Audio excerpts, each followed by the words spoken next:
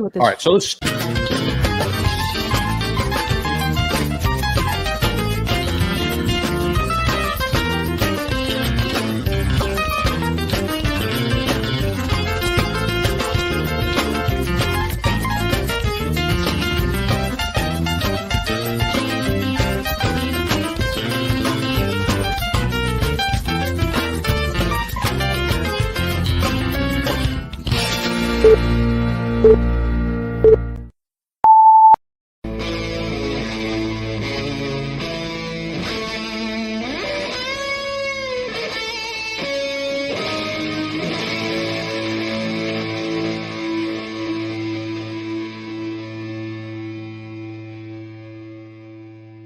Good morning, Michael. This morning, President Putin making clear he will not back down in Ukraine despite significant setbacks, not only reminding the world that Russia has nuclear weapons, but calling up hundreds of thousands of men to join the war effort, a move that prompted widespread protests. This morning, more than 1,000 Russian protesters detained by Russian police after taking to the streets. Young men chanting, "I don't want to die for Putin." Mothers screaming, "Send Putin to the trenches. Let our children live." This after President Putin suddenly announcing he would call up 300,000 men for military service after his massive losses in Ukraine. Putin called the move necessary and urgent, causing not only protests but panic. Within hours of the speech, citizens flooding the airports, with nearly all international flights out of Russia sold out. Oh, this is a message not just to the Russian people, but right here in New York, to President Biden, to President Zelensky. And ahead of this release, U.S. officials were briefing and called it crass, a crass move to go ahead and do something like this. They are challenging, Vladimir Putin is challenging the very basis of the UN, which was supposed to be might doesn't make right. Yeah. He's saying, let me show you, because I'm not backing down and I'm not pulling out. And he's dangling this nuclear threat again. Again, that makes him a serial dangler. Some people dangle only once in a while or only once, but never. This man is a serial dangler. Friday night, Scott Ritter Extra asked the inspector, Mercury is in retrograde. What? You know what that means, Scott? Mercury is in retrograde. Do not challenge my intellect right now. It means that we suffer more frustrating delays and confusion and misunderstandings 4 times a year. I don't know anything about this. I've heard this before, but I must tell you, this past week, I experienced more frustrating delays related to stuff, like the various social media platforms that we deal with. And so I'm starting to believe in it. But you're not familiar with the Mercury in retrograde. I bet our audience is. See if we get any comments from anybody who knows that. You're fired. Tori, take over. Actually, I was going to suggest the opposite. If you wanted to take a break at all tonight, I could do at least an hour just going over all the delays and frustrations I experienced this week. Yeah. So I'm game. See this face right here? We're supposed to be having a hot date. For all the women out there who have these romantic inclinations about Scott Ritter, this is as good as it gets. I hate this. This is reality. I'm pretty boring and dull tonight. So, who was it that referred to our get-togethers as dates? You mentioned that last week. Hot date. Yeah. Hot date. Oh, not just a date, but a hot date.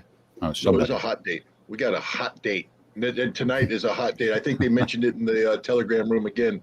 A hot date. So I'm doing my best. I'm trying to get excited. Okay, have you noticed that I'm showing a little cleavage? Please don't. Just a hint. It's tasteful. Just a hint. It's a hint. Tori. All right. Please. Tori was saying that she gets nervous because our audience is getting so big. How can we calm her down? You have any soothing words for Tori? You're doing a great job, Tori. The audience is getting big because of you. Thanks. I just think they're here for you, Scott. So that's why I'm like, I don't know. Jeff really wants to be on for a little bit. All right, we're going to get in trouble for blathering at the start. I think. Exactly. All right. Enough. Okay. So Tori wants to go to the background anyway. Go ahead, Tori. Thanks for saying hi to us. All right. We love you. Okay. She had semi-food poisoning before, but she's a trooper. Oh, no. She's back. Oh, yeah. Oh, yeah. Oh, yeah. So before we get to the questions, let's go over a couple of articles you wrote this week. One was our first Substack. I only say that again, Substack. Scott wrote a blog post that's a Scott Ritter Extra exclusive that we posted on Substack. And you know that saying, a necessity is the mother of invention? I think it applies here, because when you wrote that blog post, I was like, where are we going to put it? And that got me to examine Substack. And I think there's a lot of potential there. A lot of folks are subscribing. And so I think we may be onto something, and we can use Substack some more. So Gary Tayback did us a solid, because it was because of his bad behavior that you were motivated to write that blog post. And you also something for the Consortium News, Reaping the Whirlwind, which most people might think is the more serious, more important of the two stories. And our first question actually is about that. So why don't we get right to it? And maybe we can get to some more questions, or as many questions as possible. Matthew Palmieri from New York. Putin said, when the territorial integrity of our country is threatened, we will certainly use all the means at our disposal to protect Russia and our people. This is not a bluff. Is he threatening to use nuclear weapons, or is he dangling it? Look, the Russians have published their nuclear posture. There are, in principle, two circumstances under which Russia will use nuclear weapons. The first is if they are attacked with nuclear weapons. They will respond in kind. The second one is if the survival of the Russian state is put at risk. And one would imagine that if NATO sought to empower Ukraine to carry out a proxy conflict that targeted the Russian homeland, that if this went bad for Russia, then Russia would use nuclear weapons to rectify the situation. So I think what Putin is doing is re-educating NATO on the reality of what they've got involved in. I mean, we need to stop pretending that Putin is somehow the aggressor here. I mean, if you look at the TV and everything, this is Putin's fault. He started this war and he's threatening nuclear weapons. Shame on Putin, that brutal aggressor. That's not what happened at all. I mean, we can go back to 1992 and find NATO speaking about the need to break Russia up into constituent parts. One of the reasons for NATO expansion was to contain Russia. The goal of the United States and the European Union and NATO has always been, since the collapse of the Soviet Union, to prevent Russia from resurrecting itself into a modern day version of the Soviet Union. The collective West decided that they were never going to allow Russia to do this. This is one of the reasons why they promulgated the coup d'etat in February of 2014 that overthrew the legally elected president of Ukraine, Viktor Yanukovych, and tossed him out of power. And this is why the population of Donbass, and everybody calls them separatists. Hey, Prohen, stop. They're not separatists. They were the people supporting the legally elected president of Ukraine. They're the ones who sat there and watched a coup take place that empowered neo-Nazi ultra-nationalists who called the Russians orcs, who then promulgated laws that sought to, dehumanize the Russians, and began a brutal campaign of murder, rape, torture. Odessa, 2014, May, pumping 150 people into the trade building, setting on fire, 84 die. Then moving in, the assault on Mariupol, then moving into Donbass, and finally the rightful citizens of Ukraine, the ones who recognize the legitimate government of Ukraine, said enough. We're calling it quits. They're not separatists. They're the original defenders of what Ukraine should be. So, this is NATO's fault. NATO seeking to expand, NATO using Minsk as a shield to buy time so NATO can train a Ukrainian force that can, complete the coup-based assault on the Donbass, maybe evict Russia from Crimea. And so when Russia responds finally, after exhausting every means possible short of war to resolve this thing peacefully, it wasn't Russia that rejected Minsk. It was Ukraine. It was France. It was Germany under pressure from the United States. It wasn't Russia that sought to take over the Donbass. Russia always said that the Donbass is part of Ukraine. Russia respected the territorial integrity of it. They refused to acknowledge the independence that the referendum that was passed in 2014. Russia always said, no, we will resolve this thing peacefully. It wasn't Russia that altered that equation. It was NATO coming in and creating a de facto proxy NATO army on Ukrainian soil for the sole purpose of attacking the Russian people. So Putin said, enough. He initiates a special military operation. And what does NATO do? Pump in tens of billions of dollars worth of equipment to the Ukrainians, effectively building a NATO army on Ukrainian soil and then launching an attack. And Russia's had it. They're fed up. And so Putin is finally putting in place the necessary steps needed to resolve this issue. And he's reminding NATO that Russia don't mess around. He said, I don't bluff.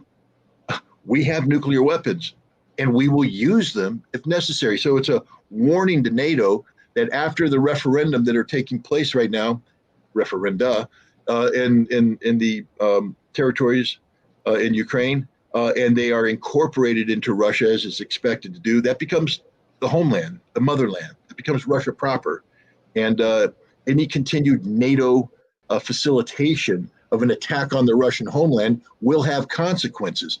I honestly believe that Russia has a lot of capabilities far short of nuclear weapons that would be utilized prior to nuclear weapons being used.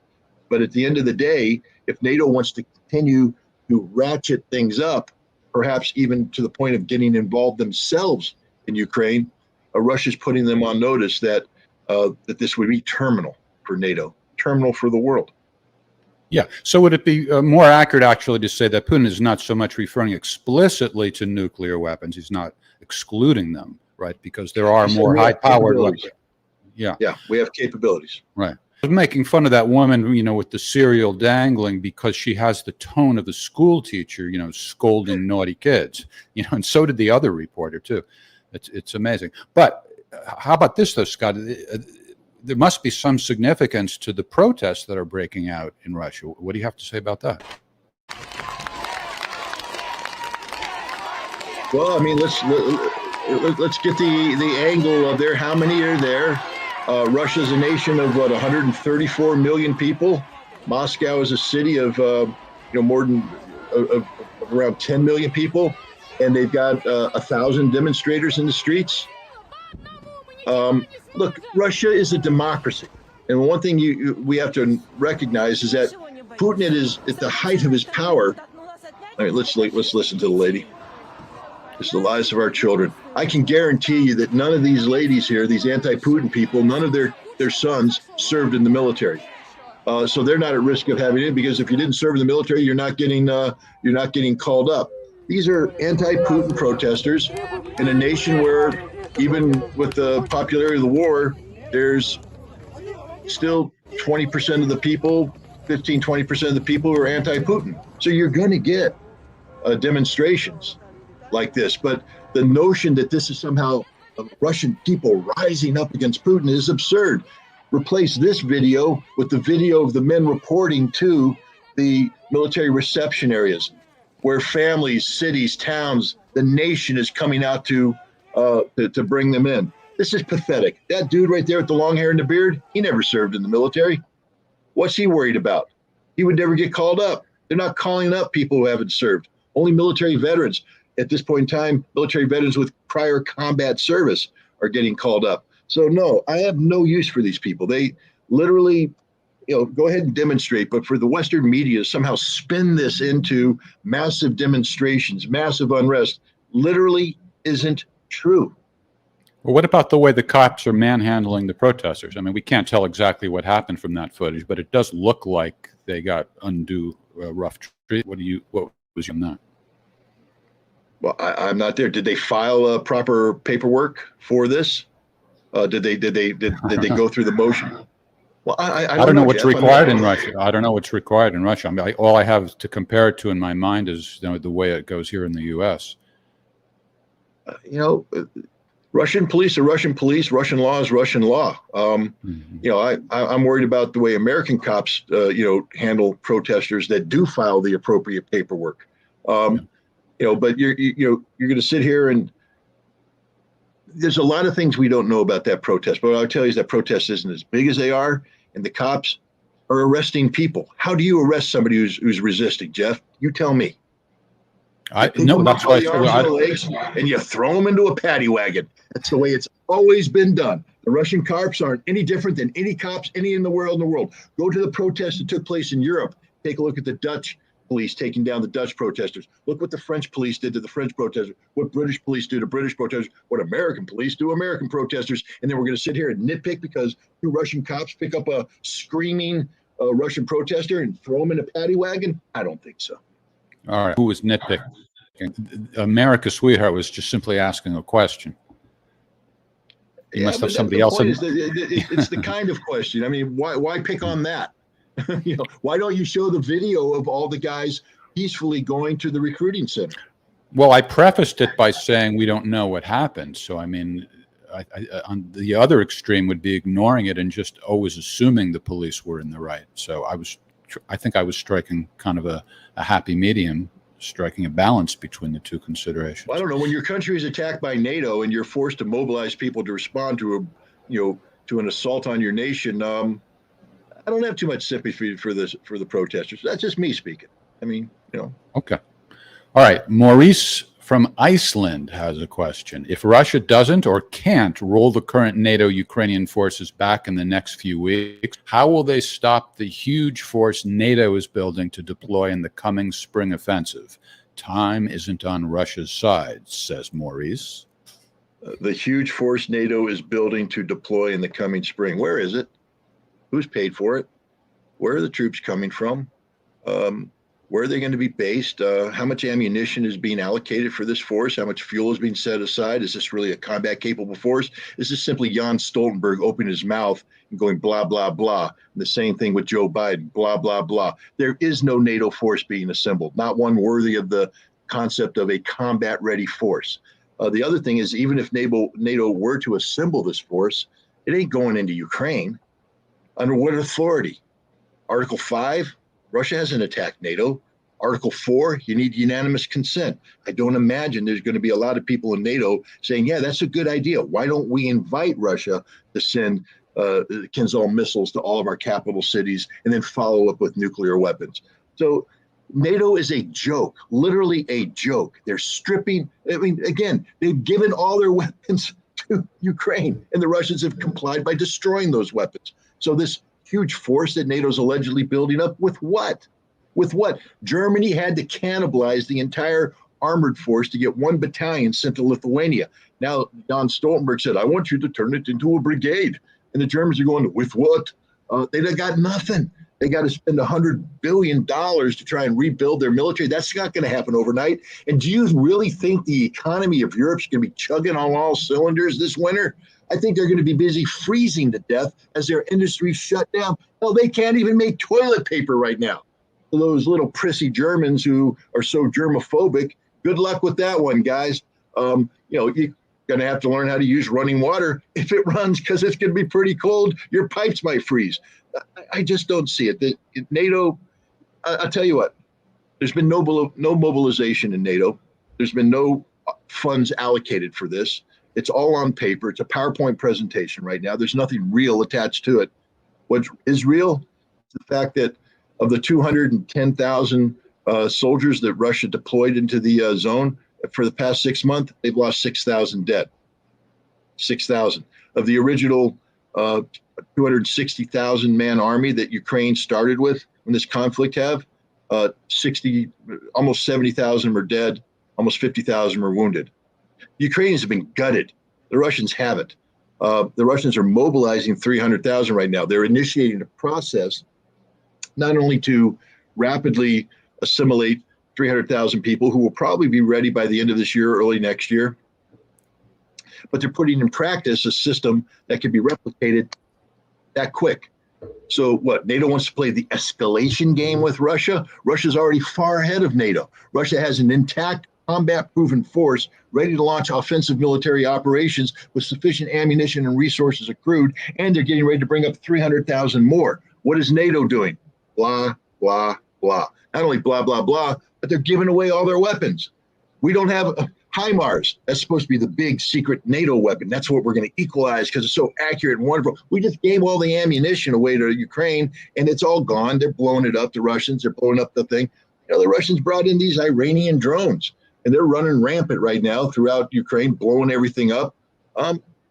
No, NATO is a joke, literally a joke. NATO's not doing anything. They talk a big talk. Let's look at this. Stoltenberg, sitting there talking very aggressive. Understand he's the Secretary General. You know how much command authority he has? Zero. He administers a bureaucracy. He gives no orders. He can give no orders. He has no authority. When it comes to military power, the people that have the authority are the military people, and within the NATO infrastructure, the military committee. You know what the military committee did the moment Putin announced mobilization? Immediately said, we don't want war with Russia. No. We don't want war with Russia. That's not what we want. No, we're just giving weapons to Ukrainians, but we don't want war with Russia. Every person with any intelligence in their head is recognizing right now that NATO is in a very difficult situation. They've politically committed to a course of action to empower Ukraine for the purpose of bleeding Russia white, to weaken Russia. And Russia's called their bluff. Russia said, you want to play that game? Boom, 300,000 men. Boom, we just created new Russia. Now let's go. NATO's going, we're not ready. We can't do it. We don't want to do it. We're done. I think you're going to see NATO backing, hitting the reverse. They won't totally back out because they're politically committed. But Ukraine is going to be left high and dry. And there it is, guys. You side with the United States, you pay the price. That's the South Vietnamese. That's the Kurds. That's the Iraqis. That's the Afghans. How does it go to be an American ally? When was the last time an American ally actually won one of these conflicts? Well, it ain't going to be Ukraine. All right, Maurice from Iceland, there you go. Your fellow Icelanders, what our favorite weapons inspector said. That's our first question, by the way, ever, I think, from Iceland. It would be nice if we get the entire world. How many nations there are in the world, Scott? I mean, there's a number there, but it's not up top of my head. Yeah, I'm not quizzing you. I don't know. This is actually just a question. All right. Somebody maybe can check on that. At some point, it would be great if we get the entire globe. Here's Canada from Pavel. Please comment on the news about, please help me with the pronunciation, Scott. Yevgeny Prigozhin. Ooh, that's good. Recruiting prisoners. Oh, I put in an extra N there for Wagner. Yeah, there was a video that went out on the internet that showed Mr. Prigozhin at a maximum security prison. That means these are hardcore convicts, giving them the speech and telling them that they had an opportunity to redeem their character, redeem their lives. They could volunteer to serve with Wagner as a contract soldier. And if they successfully completed that tour, their record would be wiped clean. They would be brought back into society. He reminded them that Wagner is not a defensive force. It's not a vacation. It's an offensive assault-oriented force. He gave them the news that the last 60 convicts they brought in, and here's the important part. This isn't the first time it's happened. Wagner's been recruiting from these prisons for some time now. And he said, I forget, I think it was 60, but a number of them died and a number of them were wounded. But he said they redeemed their lives. And so these are guys who are looking at hard time. They've committed serious crimes. There's no doubt about that. There are some limitations on the people that he would accept. But the bottom line is he's giving them a chance. And everybody's like, oh my God, and go back to the Vietnam War. And take a look when the draft started, how many stories are of the guy that got drunk, got in a bar fight, and committed some crime, and he was going to jail, and the judge said, go to jail or go enlist. And they went and enlisted. Hey, this is a story as old as time. It's not an indication of anything other than, it's not desperation. Wagner's looking for, assault troops. And they, it's bloody business. Wagner's suffering casualties. And so they go to they go to the prisons and they recruit these guys. These are hard guys. They're going to fight. And that's what Wagner wants. And if they behave honorably on the field of battle, if they survive the conflict, then they get a second chance at life. I mean, that's just life. You can disagree. I'm not saying people have to agree with this. I'm just trying to put it into a perspective. Well, I hear a voicemail message coming in. This person wishes to remain anonymous. Okay, let's give it a listen. You mentioned before that one of the reasons why Russia chose the SMO format over war with Ukraine was that big arrow wars result in big arrow casualties. Recently, however, you mentioned that Russia is taking unnecessary casualties conducting the SMO. Do I understand correctly that by unnecessary casualties you mean only casualties taken in order to protect civilian lives and infrastructure that Russia isn't obligated to protect under applicable law but is protecting nevertheless, and not casualties resulting from having opted for the SMO format over war? Because how could those casualties be unnecessary when the alternative is big arrow casualties? Could you further elaborate on both positions' opinions?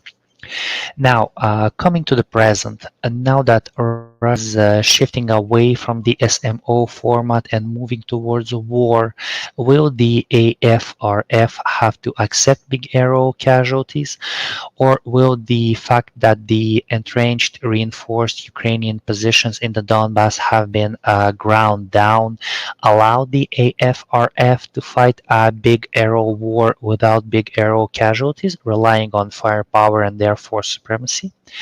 And finally, if and only if the AFRF take big arrow casualties, will that in hindsight make the SMO somewhat pointless, or would there have been point to it still? Or was the SMO in any case the only format available to the Russian Federation back in February due to the political, economical, and social consequences of declaring war at that point? Okay, let's start off by AFRF. I think he means Armed Forces of the Russian Federation. So we'll start off by clarifying that. Let's go back to the start. The special military operation is defined by the legal justification for the conflict. It's not war. Russia is carrying out preemptive collective self-defense of the Donbass. So any military action taken by the Russians has to be linked to eliminating an imminent threat to the collective security, and that doesn't include the Russian Federation. It's collective security of the newly independent republics of Donetsk and Lugansk. So that alone says that there's going to be limitations to what Russia can do. I thought they were going to go in harder than they did. They didn't. And one of the reasons is that they only allocated peacetime strength, 200,000 troops, and 200,000 troops is, without, and what we're learning with the way it's structured deployed, remember it's 200,000, but you have to secure land that you capture. So as you advance, there has to be troops. So you're bleeding off combat strength as you go. And you're going to take larger scale casualties, there's bigger risks. And 200,000 troops was not sufficient for big arrow war. So the Russians did, the SMO. When I spoke about unnecessary casualties, I think I was talking about the fact that the Russians, in the conduct of this conflict to date, have bent over backwards to avoid civilian casualties. And and when I say unnecessary, what I meant is casualties that were incurred because Russia is taking a far more lenient approach towards notions such as military necessity and proportionality. For instance, in the battle for Mariupol, urban warfare, Russian doctrine, just about the doctrine of every. Let's go to Fallujah when the Marine Corps was fighting in Fallujah. You know, Marines aren't war criminals; they're assiduous for the adherence to rule of law. But you know, when we began the assault, there were civilian casualties. There were collateral damage because we made a determination that a given objective had a military necessity that required this much military force to be used, and that force was proportional to the need, and the civilian casualties were collateral damage. We saw that in Mosul when we were fighting ISIS. We literally leveled a city. We killed tens of thousands of civilians. Raqqa, we did the same thing. So, you know, the United States has a history of preserving the lives of our soldiers, our Marines, at the expense of the enemy forces and any civilians that happen to get in the way. The Battle for Normandy, a historical example. We liberated France, but the Norman campaign, we killed 60,000 French civilians. We killed them through bombs and things of that nature. Maverick is very unhappy with the number of casualties. It's very shocking, but it's true. So now we come to the Russians. The Battle of Mariupol. The Azov regiment literally put civilians in the basements of these buildings and then fortified the upper floors. Standard military tactics is you come in, you receive fire, you pull back, you eliminate the threat. You don't have to assault the building, you just take the building down. But the Russians didn't do that because there were civilians in the basement.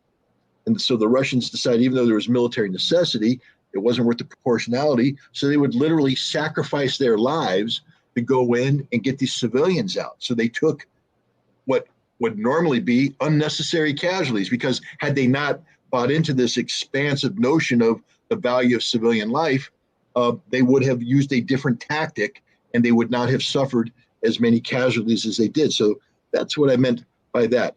Now as we move in, when Russia had 200,000 troops allocated, just remember that's just Russian troops. There's also the Donetsk militias, the Lugansk militias, there's Wagner, there's the Chechens, there's the National Guard, there's other forces there.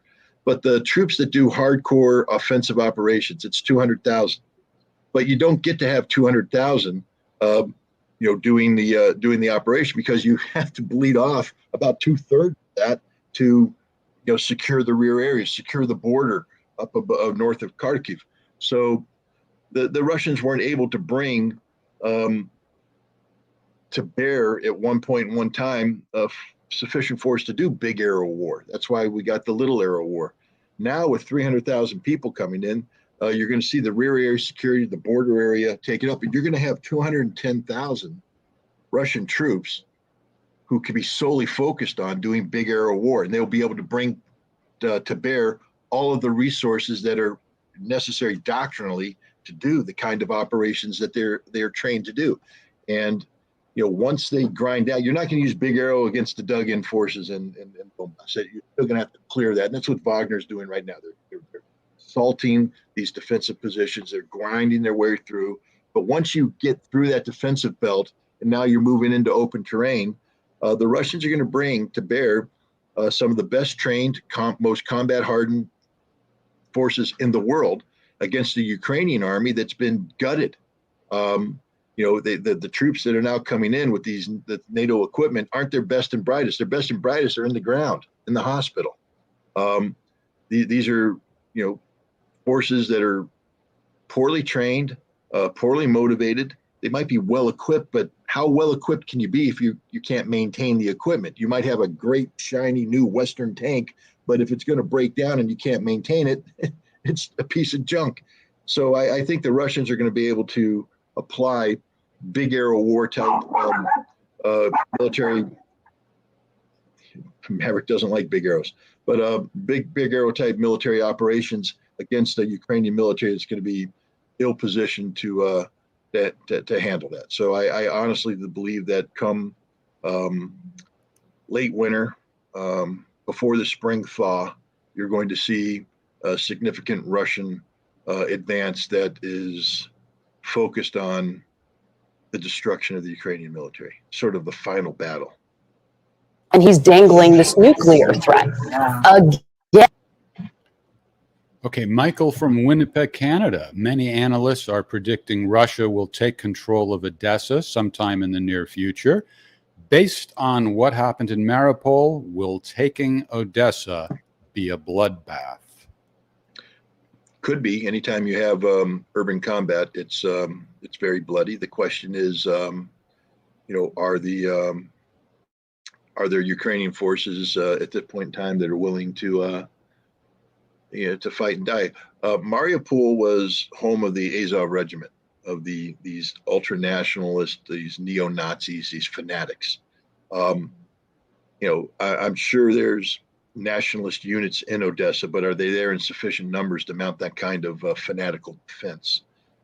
But no, Russia. I believe that this conflict won't end until Russia, at a minimum, absorbs Odessa and absorbs Kharkov to complete the annexation of Novorossiya in totality.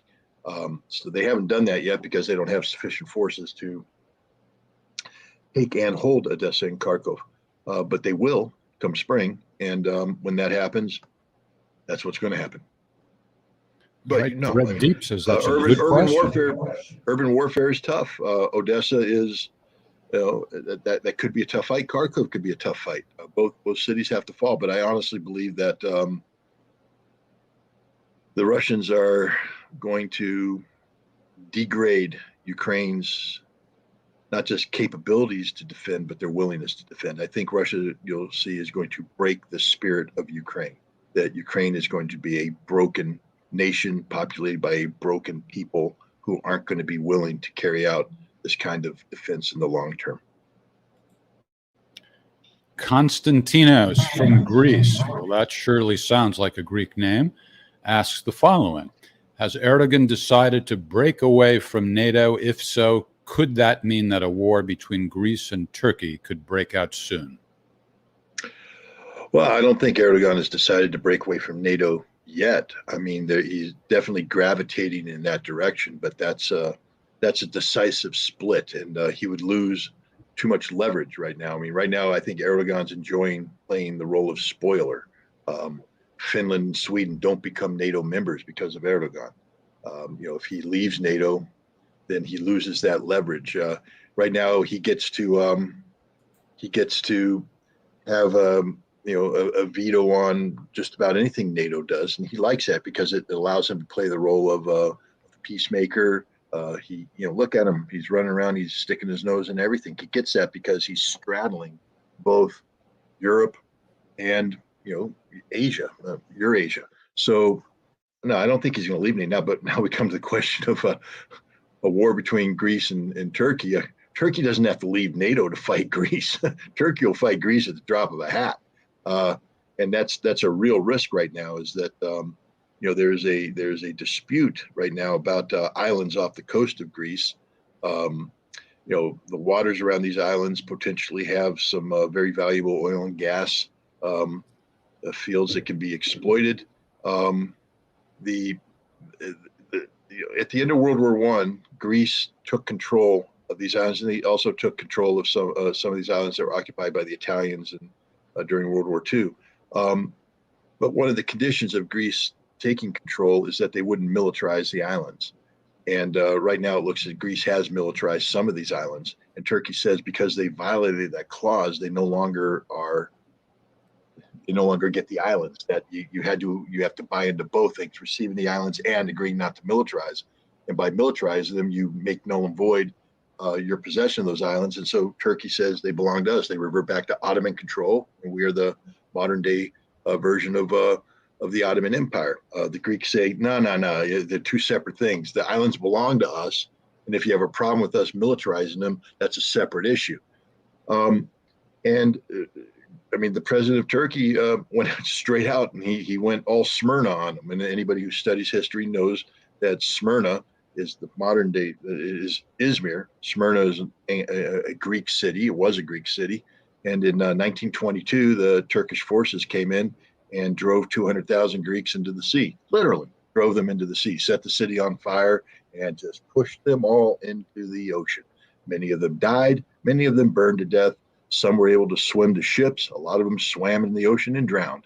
And he said, we'll do it again. So, there's a lot of really dangerous rhetoric going on. And what makes us even more interested isn't just that Greece and Turkey might go to war. France has said that if Turkey goes to war against Greece, that France will join the Greeks against the Turks. So we're going to have this intramural firefight among NATO members. And it's not just Turkey and Greece that are doing this.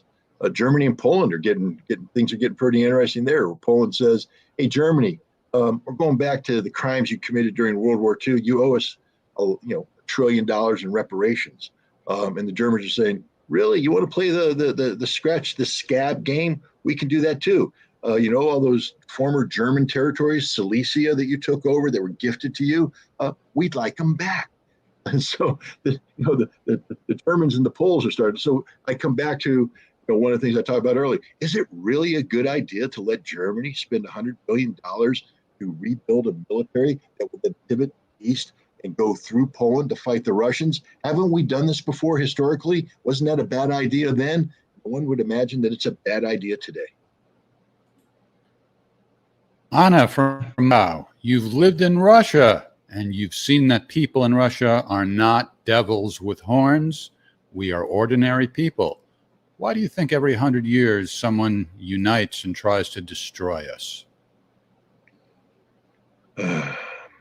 Because we don't like you. I don't know. I mean, because we don't understand you. You're not Europe. I mean, Peter the Great tried to make you Europe. He built St. Petersburg to be a window in Europe. He invited French scholars and German diplomats to incorporate themselves into the Russian court. Russia's bent over backwards to be, receptive to Europe. But you have this huge expanse that goes into Asia. And Europe doesn't understand that. Europe doesn't understand your history, doesn't understand your culture, doesn't understand your religion. And they're afraid of you. They fear you. They view you as an outsider. You're never going to be a member of the European club. They jump up and come at you. Napoleon did it. He paid the ultimate price. The Germans did it twice. They paid the price. And NATO's trying to do it today, and they're going to pay the price. But look, the history of Russia is a wonderful history, but it's a tragic history when it comes to Russia's interface with Europe and the West. When you take a look at the Tsarist Russia and the collapse of Tsarist Russia, what happened afterwards, people talk about the Russian Civil War. People talk about things like it wasn't the Russian Civil War. It was the entire world against Russia, against the new Soviet entity, against the Bolsheviks. America, how many Americans know that we invaded Russia?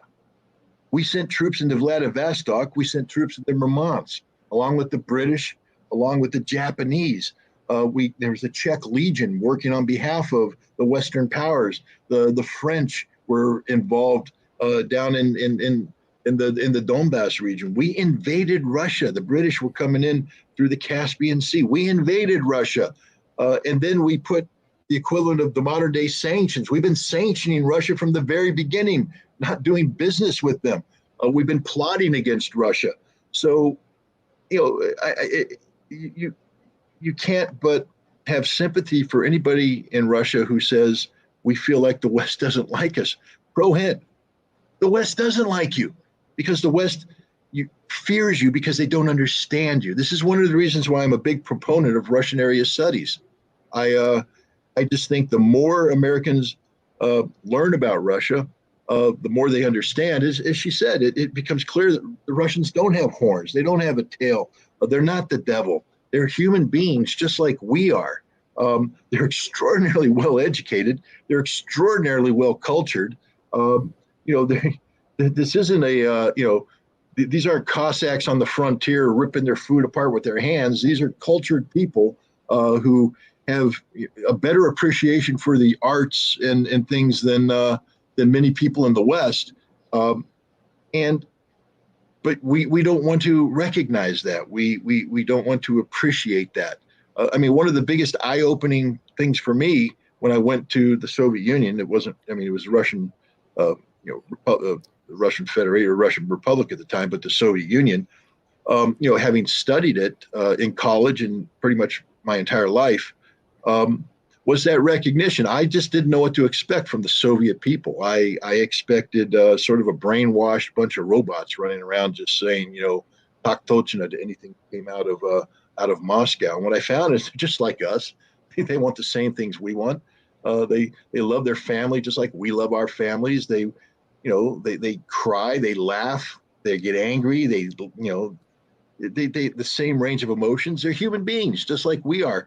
And if we learn to treat them like human beings and learn to respect their society and learn to respect their culture, the Russians don't inherently want to march west. It's not like Russia wanted to go to Paris in 1814. The Russians didn't wake up when they go, let's just start marching to Paris. Napoleon came to them first, burned Moscow to the ground. Well, actually, the Russians didn't have to. So they didn't say, 1940, we want to go to Berlin. No.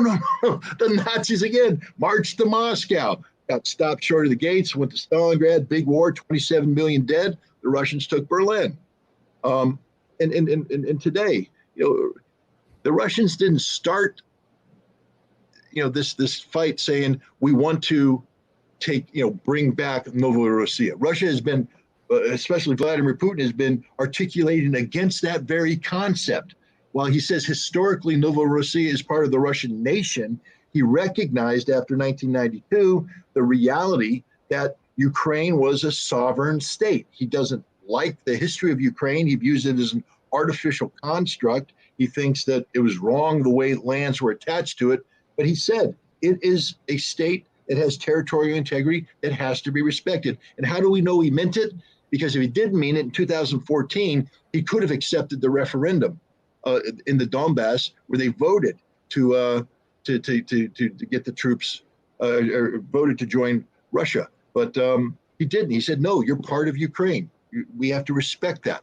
It's not until NATO intervened in a way that threatened the security of Russia that Russia said, okay, we have to resolve the situation. And the only way this situation is going to be resolved is to incorporate Novorossiya, the Russian nation, into the Russian Federation. But it's not as though Putin woke up one day and said, I have an itch. I think I just need to go out and get Novorossiya. It didn't work that way.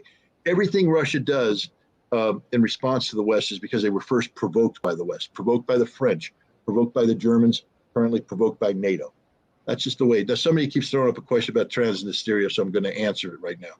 Transnistria is a byproduct of the of the former Soviet Union, of the Cold War. Moldova used to be a Soviet republic, and in Moldova, along the Dniester River, you had a buildup of Russian military forces, a very large ammunition dump. Ask yourself why there's so much ammunition for the Russians to use, because they historically have built these massive ammunition dumps around the country to support the big Soviet army. One of the largest ammunition dumps in the world today is in Transnistria, and there was an army, could be getting the number wrong, either the 40th Army or 42nd Army, 40th I think it is, that was there protecting it. And when the Soviet Union collapsed, the 40th Army and their families, because when the army garrisons something, their families are there.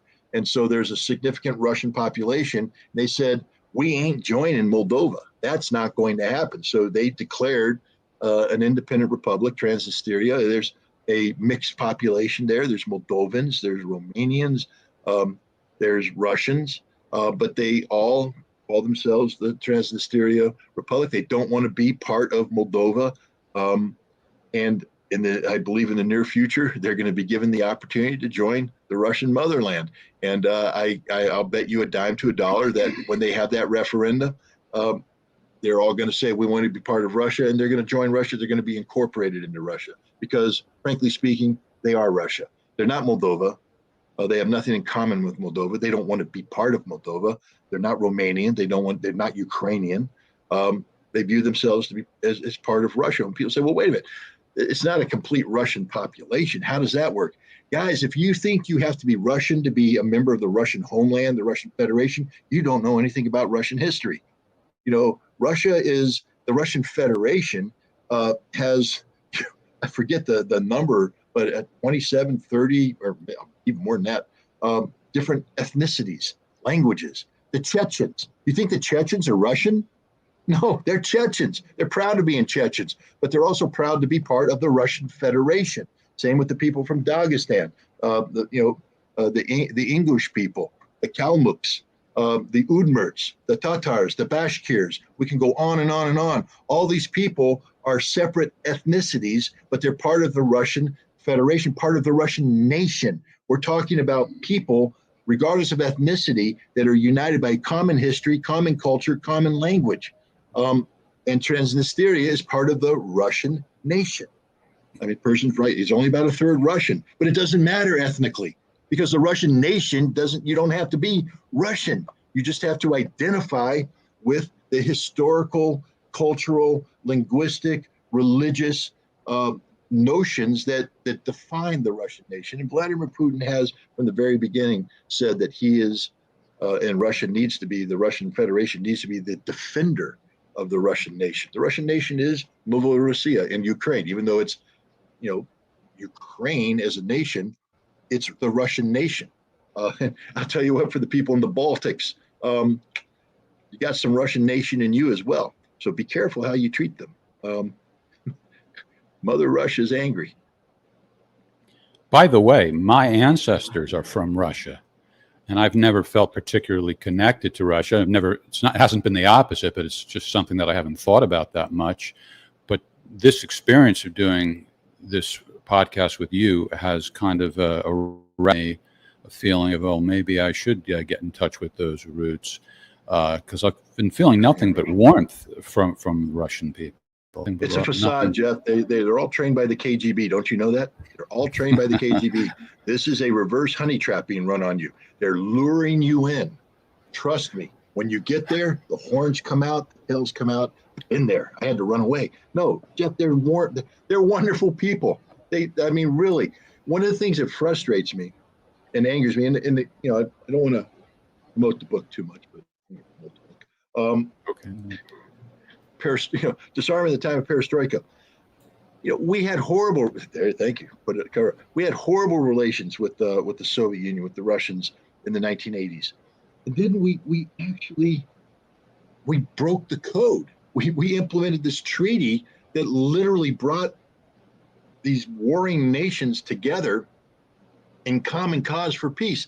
And there's no one who was participating in that in 1990, 1991, who didn't believe we were moving in the direction of long-term peace and stability, cooperation between nations.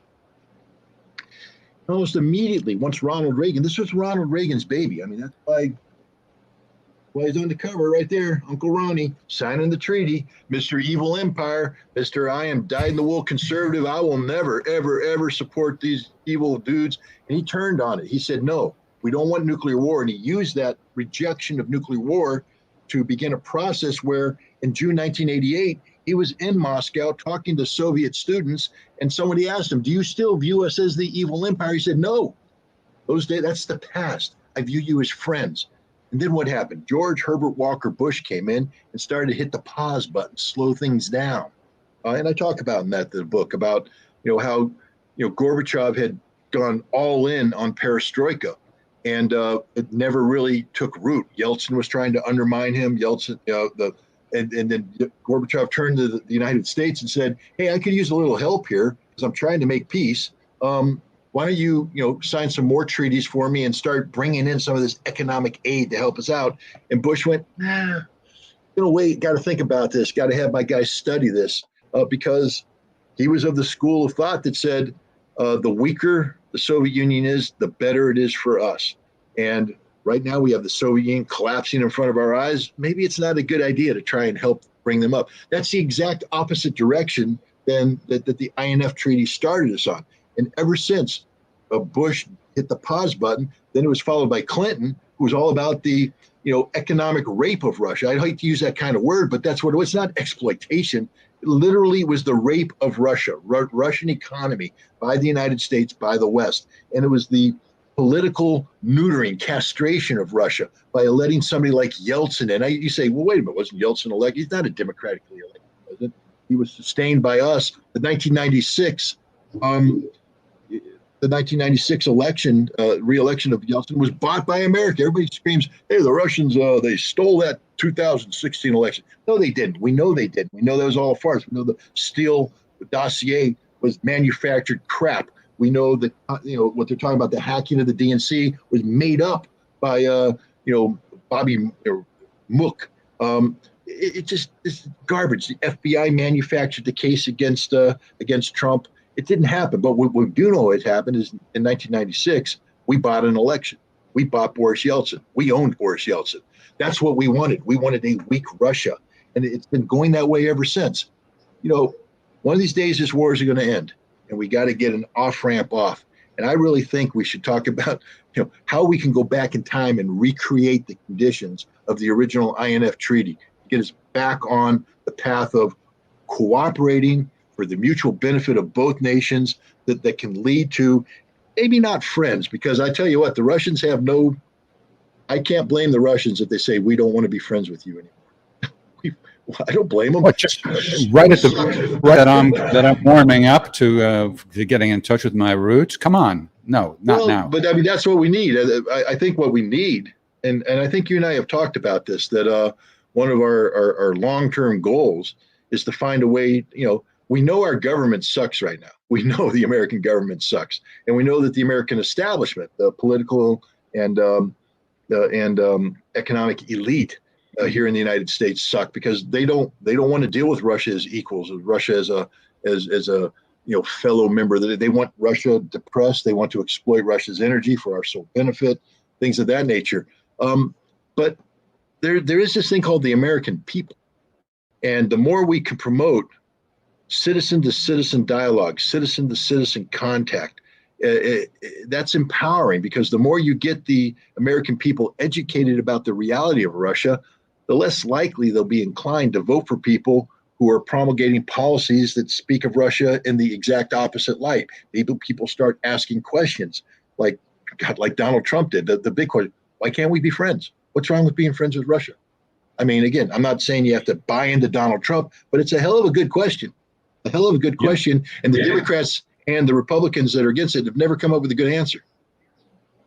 Well, I absolutely want to do whatever we can in that regard, but we're up against a lot. And that's, why I was highlighting those bratty reporters, because they're carrying on more, like I said, more like, school teachers scolding people. And that attitude is what permeates the consciousness. And it's basically brainwashing.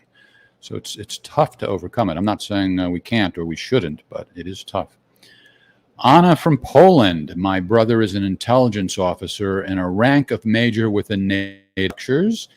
He says he saw bodies lying along the streets in Bucha when Russians were still there. Is it possible that data in his rank are manipulated?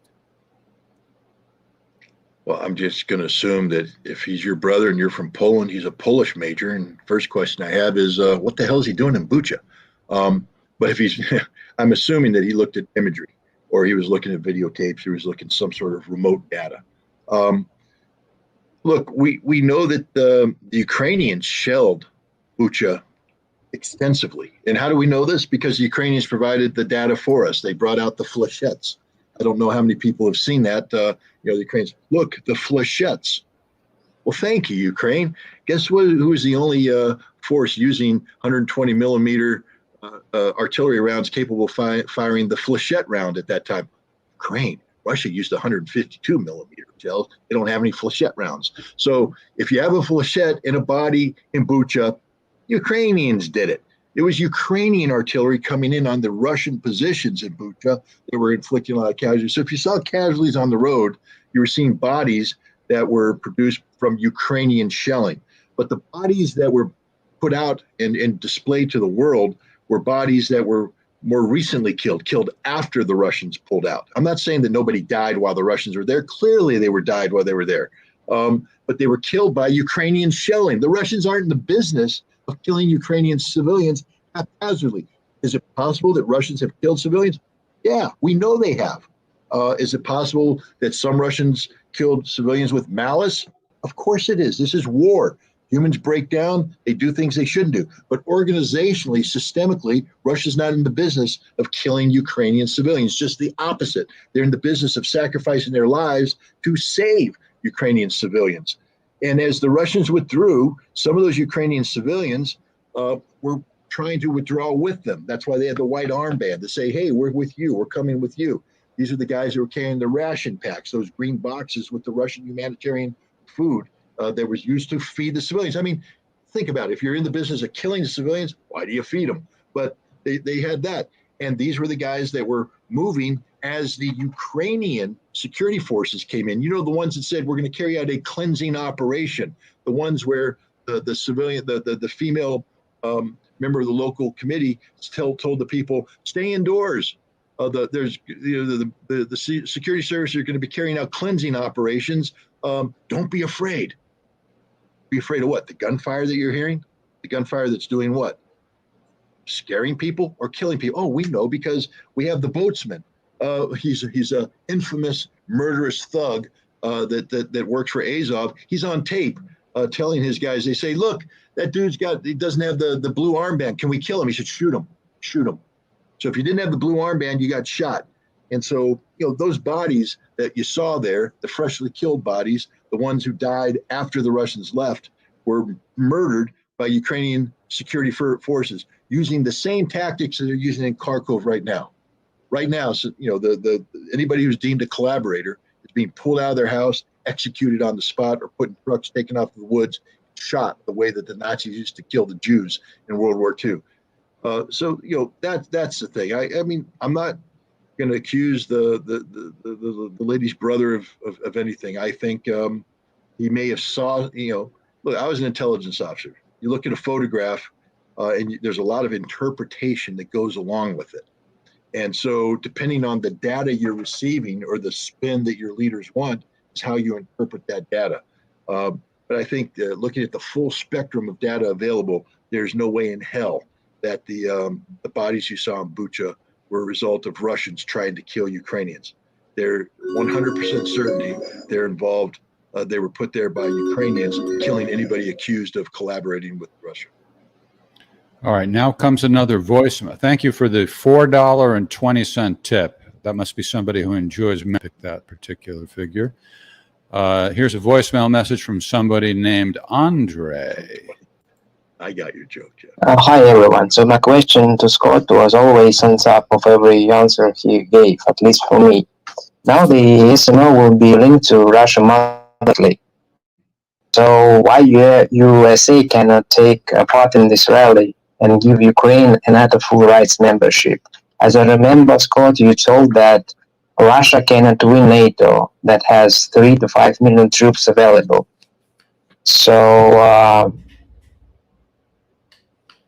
is this fighting against Ukraine as not a member would initiate full alliance legitimate military support and pull back Russia? Help me, Jeff. You couldn't understand what he. I think I did, but I'm not 100% certain.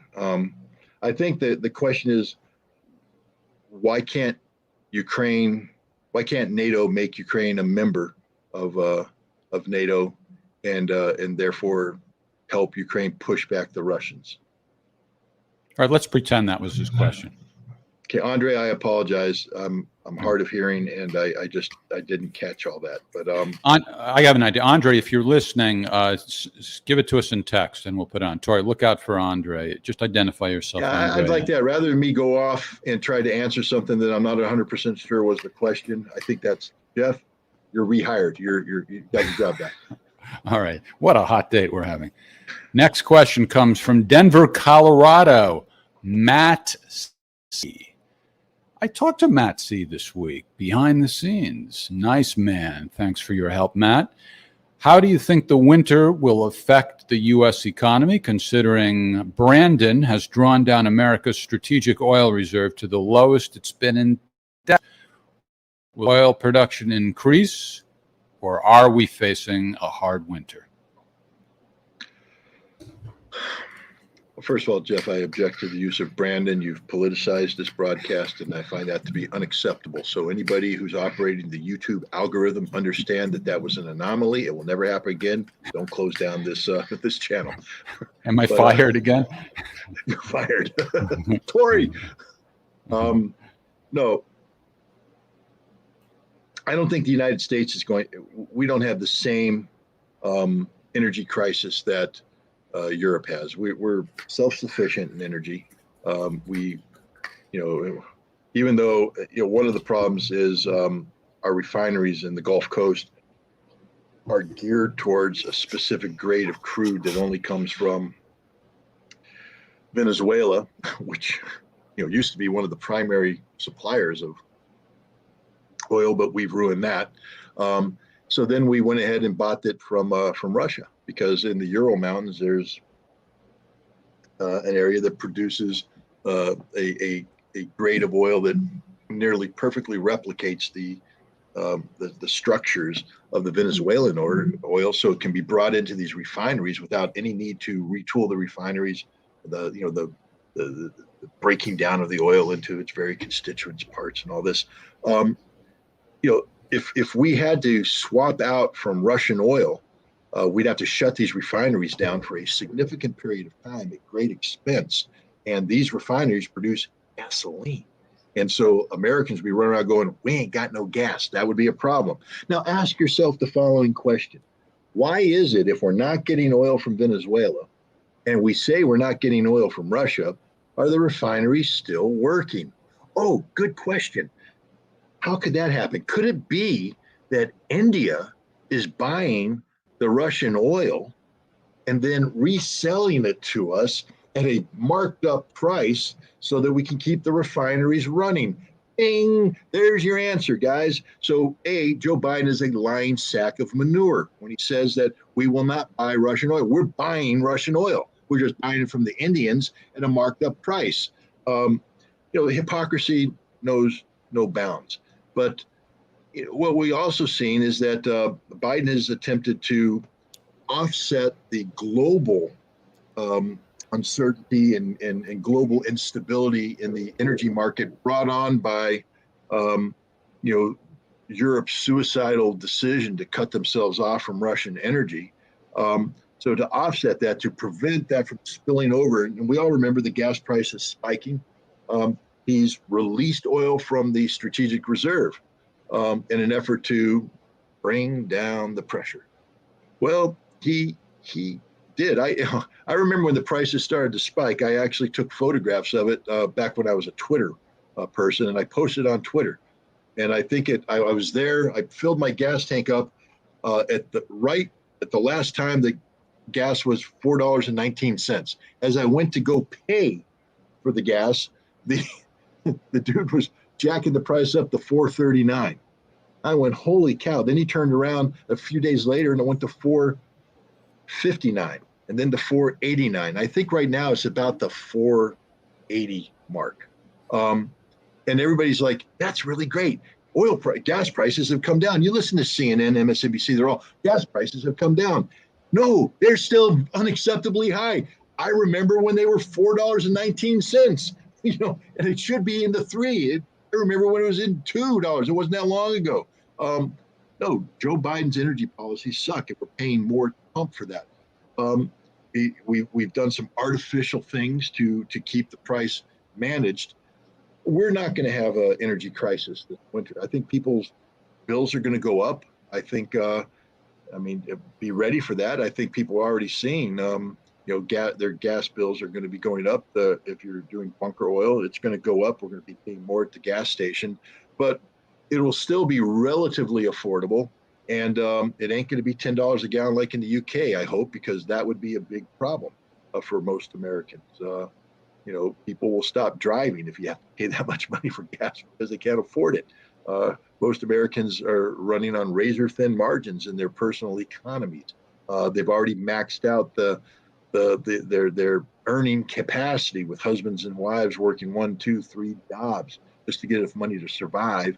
And if you start jacking the energy price up, remember, it's not just the price you're paying at the pump or the price you're paying for energy. It translates into everything. We went shopping, and Marina and I went shopping, and we're just looking at the price of food. We're looking at the bill. We can't believe it. You go there and you fill up your shopping cart and you pull in there, and it's like you're being robbed. You're going, oh my God, this would have cost us, $120, a couple months ago, and we're paying, $230, $240 for the same stuff. You can't afford that, but that's what's going to happen here. Prices are going to go up. Transportation costs are going to go up. Everything's going to go up, and it's just going to be, it's not going to be that we're not going to have anything at this point in time this winter. I think we'll have it, but it's going to cost us a lot more money. And then you have to ask yourself, do we really want to start a sanctions-based conflict with China? Because then what happens is everything costs way more, and we don't have anything.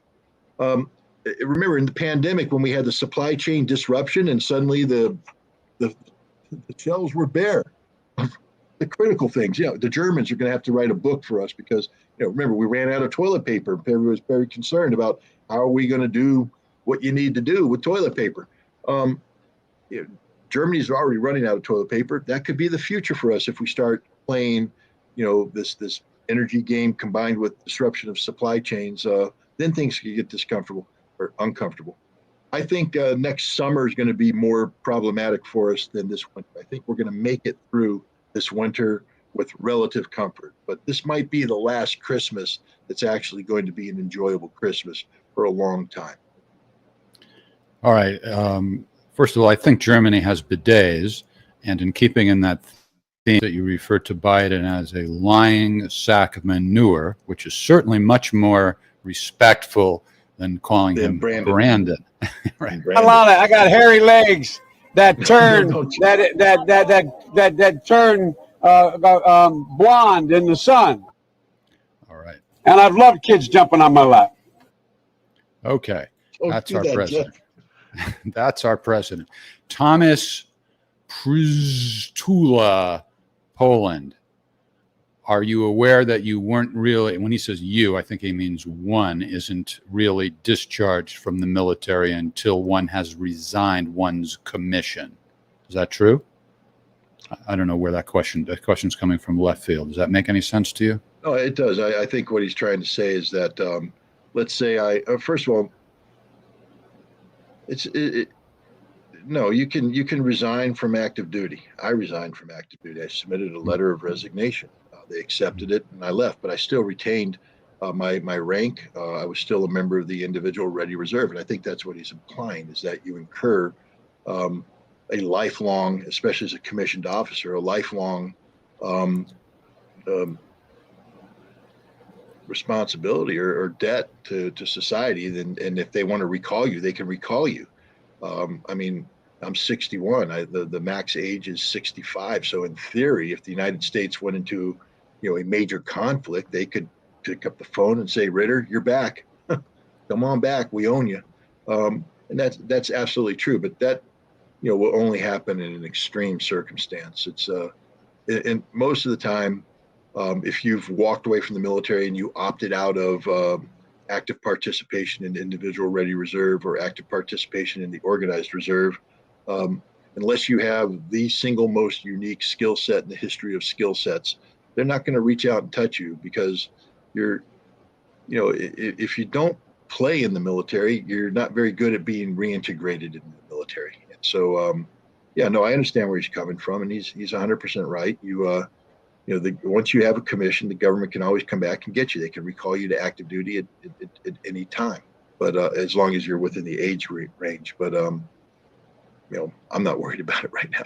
I don't think the U.S. government's going to be calling me to active duty anytime soon. All right. Thanks to Mark Musumh from the Czech Republic. I got to get that right. For 200, whatever that is in Czech dollars. So what does that come out to in American currency? I'm hoping it's at least $5,000. Thanks for that No. tip. And the rest of you, please be inspired by that. Now we go to Australia. Our global audience is so diverse. Jeff Maddox, who misspells my name. I don't like that, but whatever. Here comes the question from Geoff. How credible are Peter Zeihan's claims? He says China is screwed as global trade becomes insecure, with 85% of its inputs being sourced abroad, including energy, food, and industrial, and Russia cannot maintain its energy basin. Well, Russia can maintain its energy basin. So right off the bat, Peter Zeihan's premise is fundamentally flawed. He says 85% of its. Go put the question back up. I was trying to read, make sure I'm precise with it. Tori, you got to change the layout. There you go. The global trade becomes with 85% of its inputs being sourced abroad. You want to know why 85% of its inputs are sourced abroad? Because China has reached out and created a new Silk Road. China built it. China has those relationships. Those are secure relationships. Global trade doesn't become insecure for China. Global trade becomes insecure for those nations that haven't replicated China's efforts. United States, Australia, Europe. They're the ones that have insecure global trade. China has nothing insecure about its global trade. China has been thoroughly integrating. China dominates global trade. China dominates the global supply chain. So, anytime you have economic disruption, China, every nation is going to pay a price. But the notion that China is screwed, no. Australia is screwed. Australia stands no chance. I don't know if Jeff's from Australia. He says he is. Go take a look at your trade relation with China, and tell me who's on top, who's on bottom. It ain't Australia on top. If the Chinese wanted to shut down the Australian economy, they could do it like that. And that's what's going to happen when there's global trade disruption, especially if it's disruption brought about by any conflict between China and the West. Australia, are you proud of being part of, AUKUS? Hey, nice buy-in. It screwed you, man. You guys are screwed. If AUKUS ever becomes operationalized, AUKUS, of course, being the Australia, United Kingdom, U.S. little mini coalition, created for the sole purpose of giving Australia nuclear submarines, which they don't need. Legally probably can't have because of the non-proliferation treaty. It doesn't matter. Australia gets submarines. They sacrifice their entire economy for that. China will shut you down. End of story. You're going to rely on the U.S. fleet to protect you, on the Australian fleet to protect you. I don't mean to be too, mean here, but come on. You guys don't have a military worthy of the name. You can't project power in a meaningful fashion outside of your island unless you have the United States doing the heavy lifting for you. And the United States would probably, in any conflict with China, be tied up in Taiwan with insufficient resources because we've locked ourselves into Europe, into confronting Russia, and we're locked into South Korea, and we're locked into Japan. Australia's sort of going to be like in the back in terms of our priorities. And you're screwed. China's not screwed. China has this thing figured out. It reminds me of people who said that Russia was going to get screwed with these energy sanctions. Russia. Think about it. If you're going to call a nation a gas station pretending to be a nation, at least respect the fact that they're a goddamn gas station, meaning that they know about energy. They know something about how global energy works. And guess one of the reasons why this has gone so bad for Europe? Because Russia has outmaneuvered the United States and Europe every step of the way, because Russia does energy better than anybody else does energy. They do it better than the Saudi Arabians do energy. Russia understands how global energy markets work. Russia understands its role. Russia understands how if you shut us off here, we open up here, and Russia's doing A-OK. You know who understands global supply chains? China. China does it better than anybody else. So let's not pretend that some Western analyst who, I don't know what the basis of the guy, but China does it better. If you think you're going to do it better in China and you want to get into a global supply chain disruption contest with China, you're going to lose every single time. Just like if you want to get into a global energy security confrontation with Russia, you're going to lose every single time. Russia does energy better than the West. China does supply chains better than the West. All right. Well, what do you expect from a nation that spells Jeff with a G? That's just crazy. Well, the British do that too. Oh, they do? Well, at least the British have a real British accent. What's up with the Australian accent? It's not even come British. now. All right. I'm kidding. I like Australia. I like Australia. Me too. Not as much as Russia, though.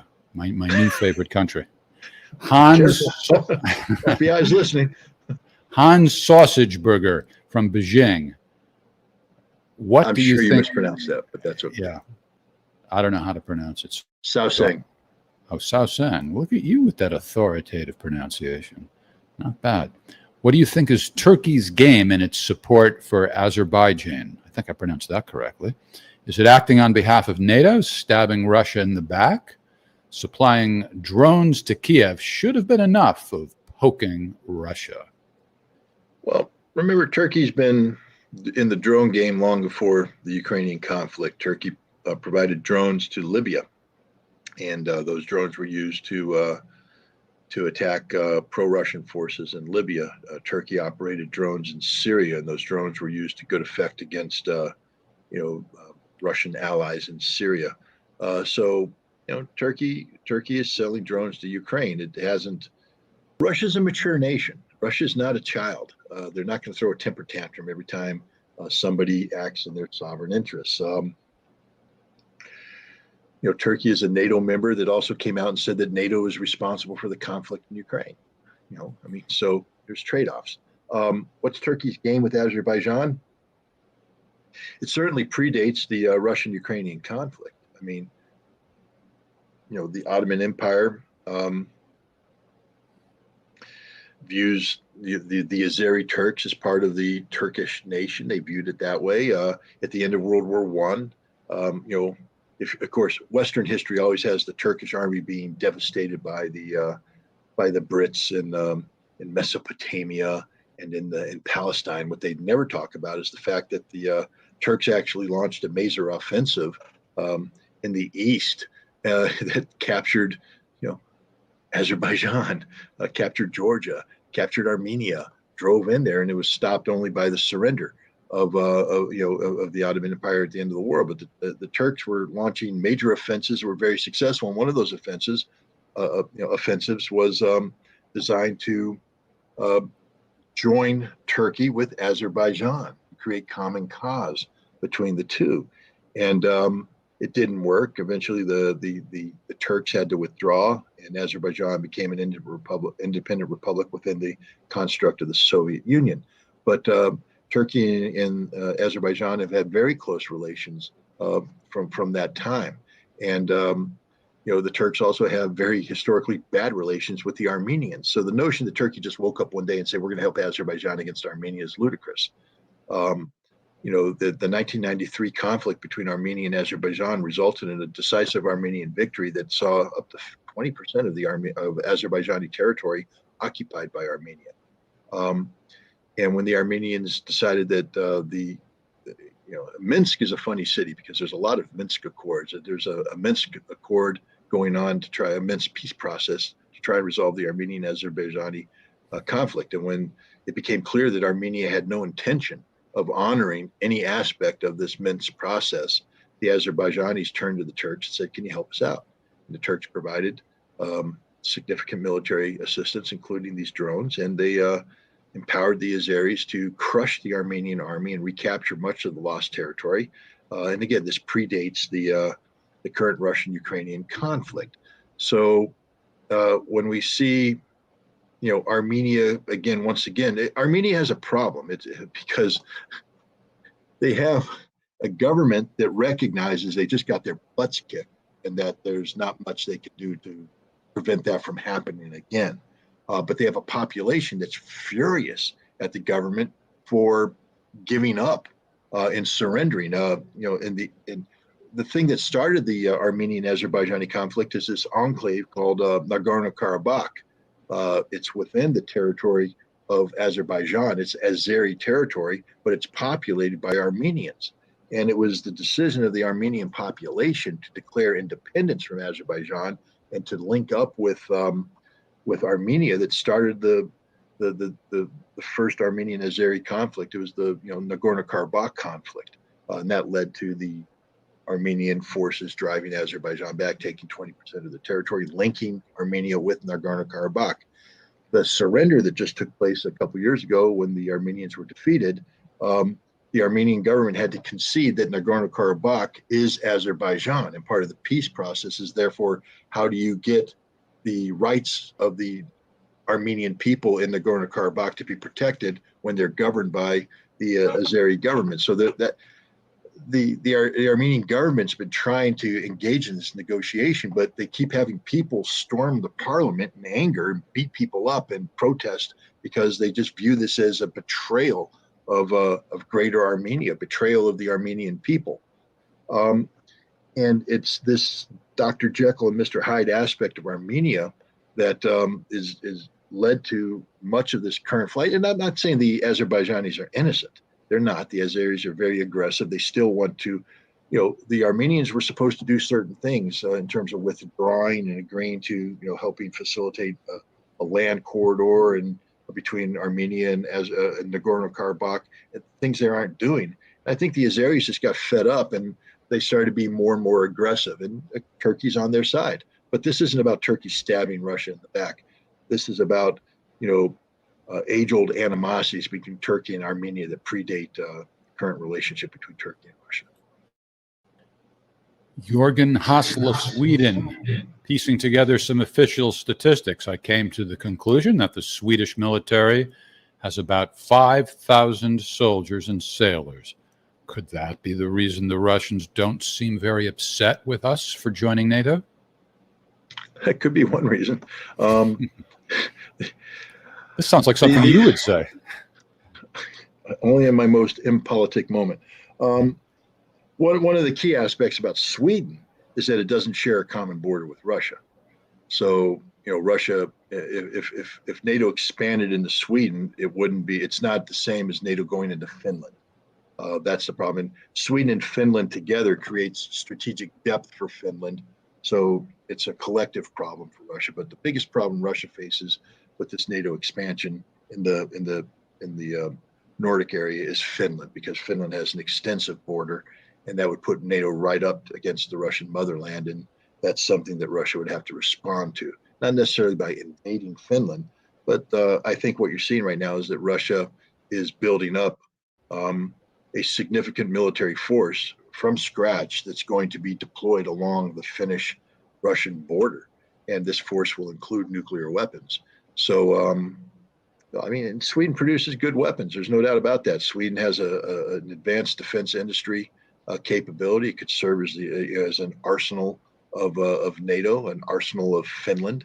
But I don't think Russia's losing any sleep over this. This is not going to be a repeat of, the 17th century. I don't see the Swedish army marching to Poltava and requiring the Russians to come out and defeat them. That's an ancient battle that plays a very historic role in the development of the Russian state, by the way. But all right.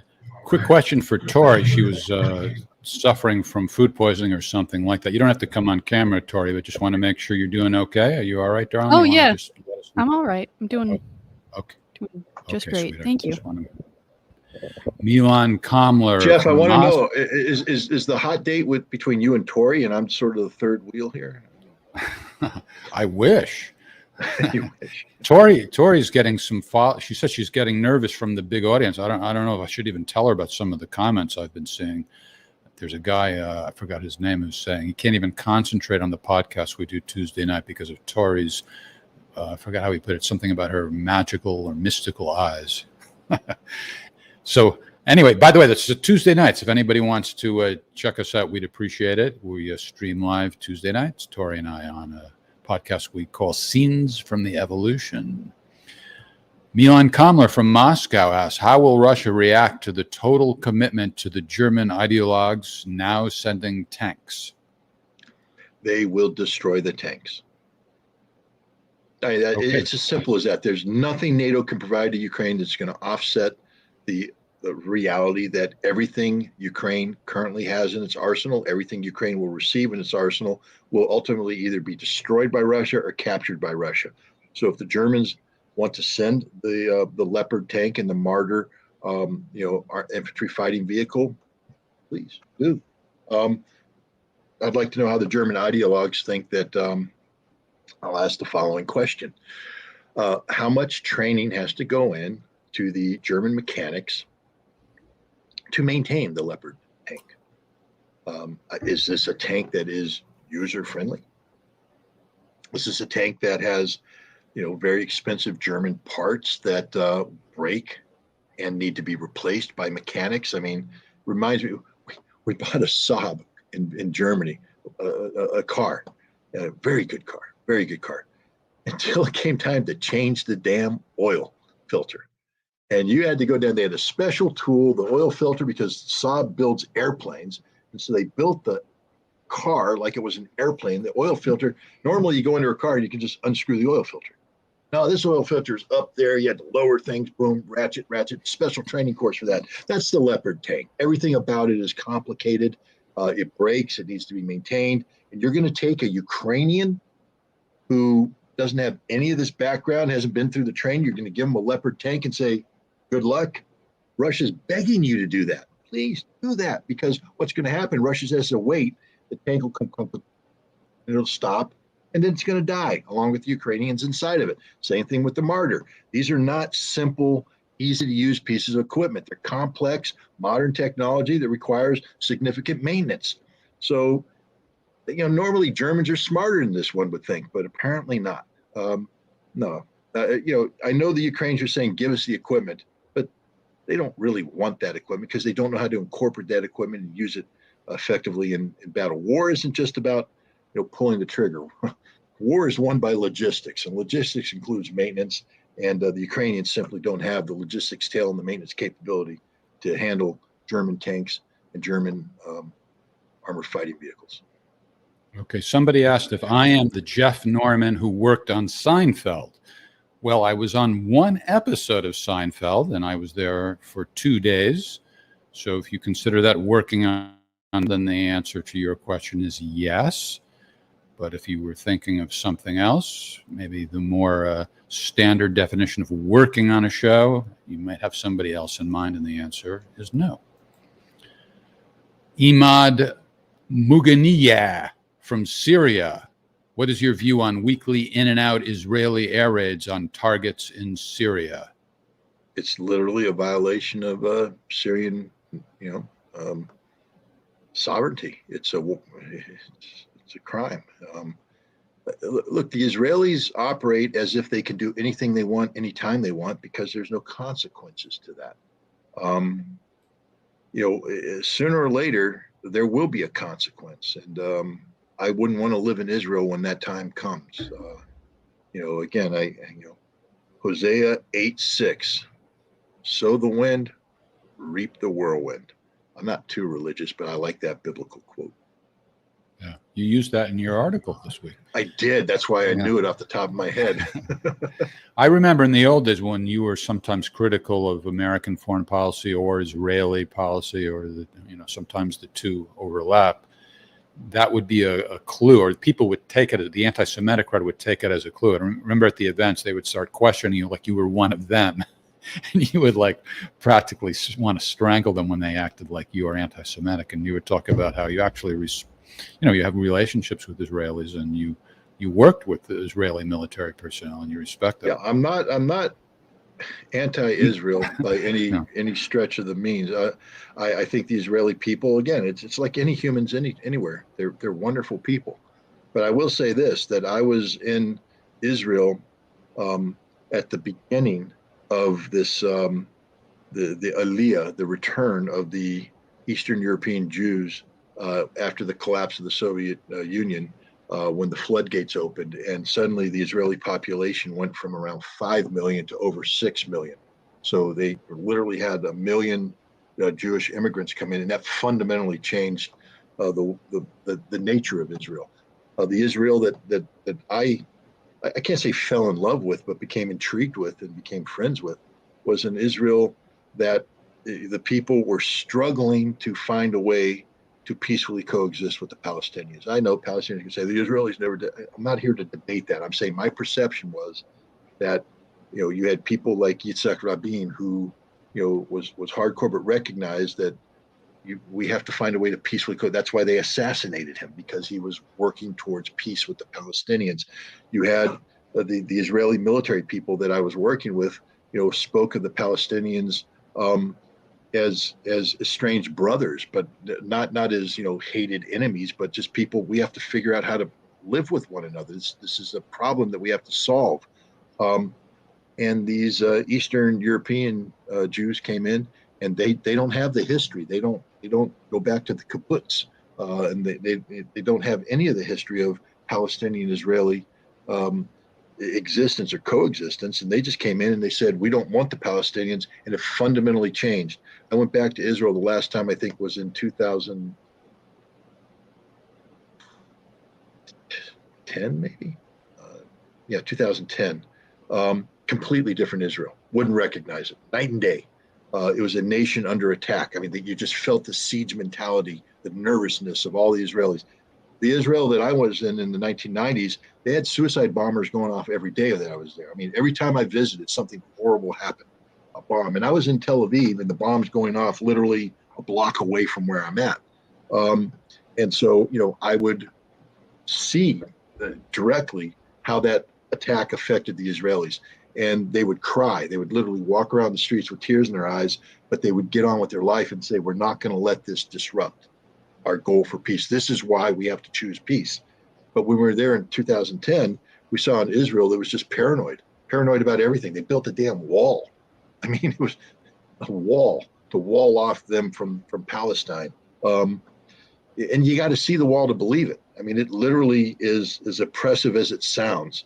And it just, so I don't, I have problems with the Israeli state as it currently exists. And frankly speaking, I have increasing problems with the Israeli people, because collectively they no longer seem to be inclined to pursue peace. They seem more inclined to pursue conflict. And, so, I'm not anti-Semitic in every sense of the way, but, my position on Israel is evolving based upon Israel's actions. And this includes the arrogance of Israel to believe that they can violate Syrian airspace at will, and bomb Syria without consequence, without repercussion.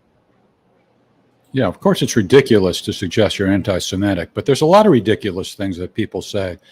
And out of all the things that prompt you to figuratively bite the heads off of people when they are being obnoxious, I always loved it when you would go wild, when the Semitic crowd would think that you were, on their team just because you criticized policy.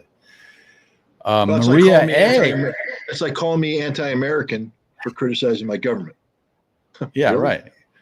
Exactly. It's the same thing. Maria A. from USA. Oh, come on, Maria. We're going to find you. I mean, I don't know if it's Minnesota or Texas, Maryland. You're going to or find her. I'm not an online stalker, Jeff. That's your business. All right. You say so. After World War I, Germany was ruined economically. People were poor and angry. Consequently, we got World War II and the Holocaust. To what extent might current events follow a similar pattern? That is one hell of a question. And I mean that in all seriousness. Well, since you mentioned that, I want to point out that the question was actually longer than that, and sometimes I have to edit it so it fits in. So those of you who are submitting questions, just keep that in mind. I may not always do the best job, but I try and reflect at least the spirit of your question. Okay, so that was a hell of an edited question. Yeah, I'm giving you credit too. Tip of the hat to I'll Jeff. take it.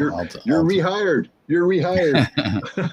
But no, look, Germany's already talking about putting troops in the streets in October. Think about what I just said. Germany is going to put troops in the streets in October. Why? Because the shit is going to hit the fan. Germany's in a lot of trouble. Their economy is shutting down as we speak. the energy prices are going to go through the roof, and there's not going to be, in October, they're going to run out of gas. They're not going to be able to heat. They're going to have rolling blackouts, and they fully anticipate that there will be protests.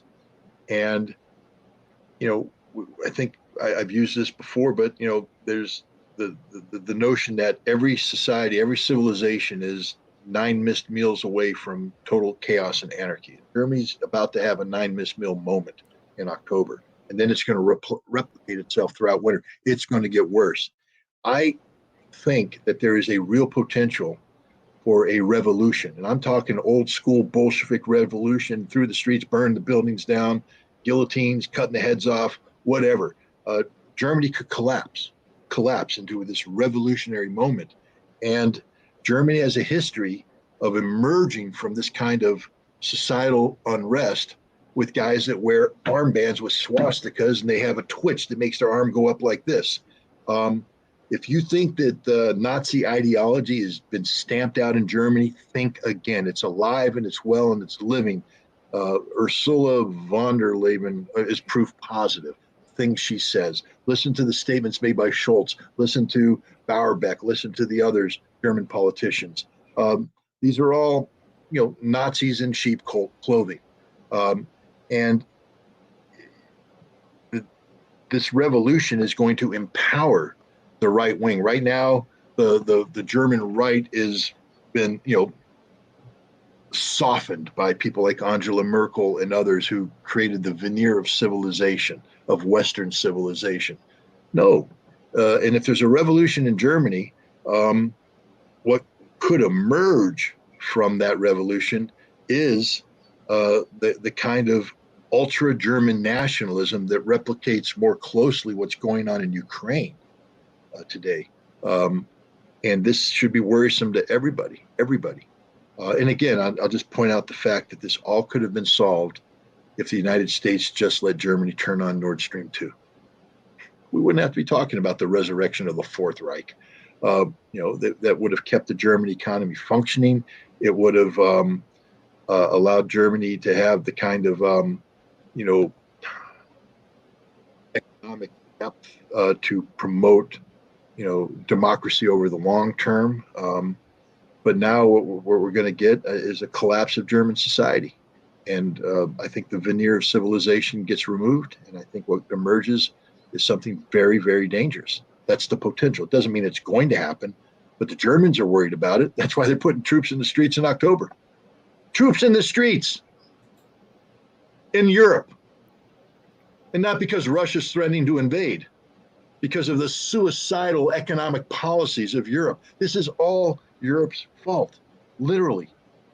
Europe is playing it. They're not playing Russian roulette. I used this earlier, but I'll use it today because I thought it was pretty clever. Russian roulette is where you take a 6-chambered pistol, you put one bullet in it, you spin it around and go click. Let me introduce you to European roulette. You fill all 6 chambers up with a bullet. So every time you pull the trigger, you blow your brains out with absolute certainty. That's what Europe did here. They committed suicide. Russia didn't have to do anything. Russia didn't want this. The last thing Russia wants in Europe is instability, because every time there's European instability, we go back to that earlier question. What the hell do Europeans do? Pivot and blame Russia and move towards Russia. Russia doesn't want that. They want a peaceful, stable Europe. That's why Russia continued to provide energy up until the last possible moment. Not to make money. They're making money elsewhere. This was to engender stability in hopes that the Europeans would wake up and understand they're doing the absolute wrong thing. Germany is committing suicide. Europe's committing suicide. And the other thing about revolutionary movements is literally once one nation goes down, it's a domino theory. There will be other nations that collapse. Look at the Dutch farmers right now. Look what's happening in the Netherlands. The Dutch farmers are very, very unhappy with these policies. Remember the Yellow Vest movement in France? It can be resurrected again, but big time this time, because the Yellow Vest movement was about, vacations and, medical care and all this stuff. The next Yellow Vest is going to be, I missed 9 goddamn meals. And so it's over, Macron. You can say, well, I was just reelected. You cannot remove me from power. No, we're going to pull you out and we're going to reintroduce you to what happened back in the first French Revolution.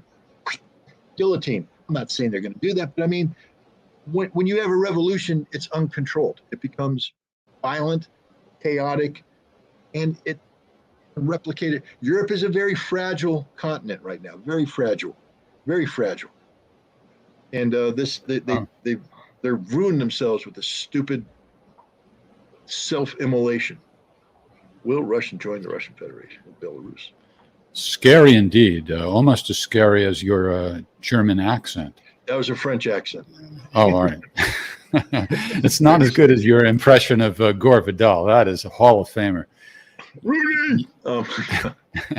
You from Florida, that's quite a handle there, you. Will Belarus join the Russian Federation? No, not right Okay. now. Let's keep it succinct, just like you's name. Okay. No, that's the answer is no. Just like Belarus isn't going to mobilize. Russia's mobilizing, and everybody's looking at Lukashenko and saying, "Are you going to mobilize?" And no, we're not mobilizing.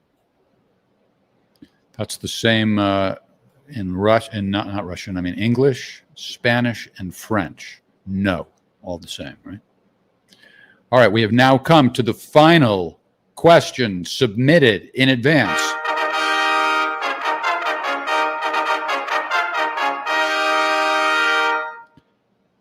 And another initial. Boy, we have a new theme going here. R from Boston. Can you please help me understand how SCO and BRICS are strong when two major participants, those participants being India and China, don't even see eye to eye? Well, that's curious you say that, because I actually just wrote an article about this. The Indian external affairs minister, sort of their equivalent of foreign minister, was given a speech in Thailand, I believe, in July. And at that speech, he brought up in the question and answer period, he spoke of the potential for an Asian Pacific century, meaning to find somebody that can oust the American century in the Pacific that has been going on for over 100 years. And he said there can be no Asian century until India and China resolve their border dispute. But what was interesting is by bringing up the Asian century, that thought first entered into the global dialogue from a former Chinese leader, Deng, who said the same thing. He said, can't speak of an Asian century in the Pacific until India and China resolve their border disputes. And what was interesting thing about that is why would he say that? Why would the Indian foreign minister say this? Because he's sending a signal to China saying, hey guys, we need to get our collective acts together so that we can exploit this opportunity with the United States in retrograde. It's our turn. It's our moment to step up to the plate. And you know what China did? Immediately fire off and say, yep, we agree with you. Message received. And you know what happened right after that? They met and they're pulling apart on the border. They're resolving. It's not perfect. They haven't 100%. But instead of preparing to fight, because over the last year, they've been sending tens of thousands of troops towards the border. It looked like they're going to have more hooking and jabbing. They're withdrawing now. They're dismantling fortifications, joint patrols, pieces breaking out all over. And then they meet at the Shanghai Cooperation Organization Summit in Tashkent and in Dushanbe. Gosh, I'm fumbling here. Maybe Samarkand. They met somewhere in Central Asia, and they're getting along famously. India and China just agreed to. I mean, for nations, the question made it sound like they don't get along. Why did they just agree for a rupee yuan currency exchange? Enemies don't do that. They're talking about linking their two economies so they avoid the dollar, the evil dollar. They're doing that. They're doing that with Russia, with rubles. They're doing that with other people. That's done in the context of BRICS. They're talking about joint military drills and joint economic policy through the SCO. So no, I take the opposite. That the SCO and BRICS are going to dominate the entire world. Has Scott been drinking? Diet Coke, that's it. Dominate the world because they have common interests. And that common interest is the Pacific century. All right, so let's go to the live audience. We have comments coming in from YouTube and Facebook, and it's great if you tip. Don't think that you can bribe us. Okay, you can bribe us, but if your question's really good, then we'll still use it. Sparty Matt, I am not a Trump voter nor a fan, but is it possible that the Russian Gate narrative was spread to seed Russophobia in Americans in preparation for Ukraine NATO to take Donbas, Crimea? Is the deep state that calculated? Well, I don't think that I think the calculation that went into preparing the Ukrainian military to take the Donbass and Crimea came after. Russia Gate is a response to, it's a reflexive action on the part of the Democratic Party, which when Obama came in, there's a name that most Americans should know. Michael McFaul. He's a Stanford professor. He was the #1 Russian advisor for the Obama administration, ran the Russian desk at the National Security Council, and then went on to become the U.S. ambassador to Russia. McFaul is sort of the originator of the so-called Russia reset. That sounds sort of innocuous, the Russia reset. Why would you be concerned about the Russia reset? It wasn't Russia reset. It was regime change in Russia. That was McFaul's policy. You see, the Russian reset was about getting rid of Vladimir Putin, which is a prerequisite for the dismemberment of Russia, to return Russia to the status of the 1990s. But in order to do that, you had to keep this strong leader out of office. Because the Russian Constitution only allowed Putin to have 2 consecutive terms in office as president, he did a nifty little switcheroo. There's that word, Jeff, switcheroo. Switcheroo with Dmitry Medvedev, who was prime minister. Putin became prime minister, Medvedev became president. And it was agreed that Medvedev would hold the presidency for a single term, and then they'd swap again. That was always the understanding. But the United States, McFaul, genius, thought that we could come in, and as we did in 1996, we can dominate Russia by buying off a politician. So we came in and we said, all those things you want us to do, we'll do with you, Medvedev. You're our man. We'll work with you. That's the reset. We'll work with you. And it just shows the absolute ignorance of McFaul and people who bought into this, because if you think that Russia is defined by a single individual, you don't have a clue about what Russia is. Russia is a nation. Russia, has, a civil service that is expansive, and it works from the bottom up, that is bigger than one person. And Medvedev not only wasn't able to do what the United States wanted, he wasn't willing to do what the United States wanted.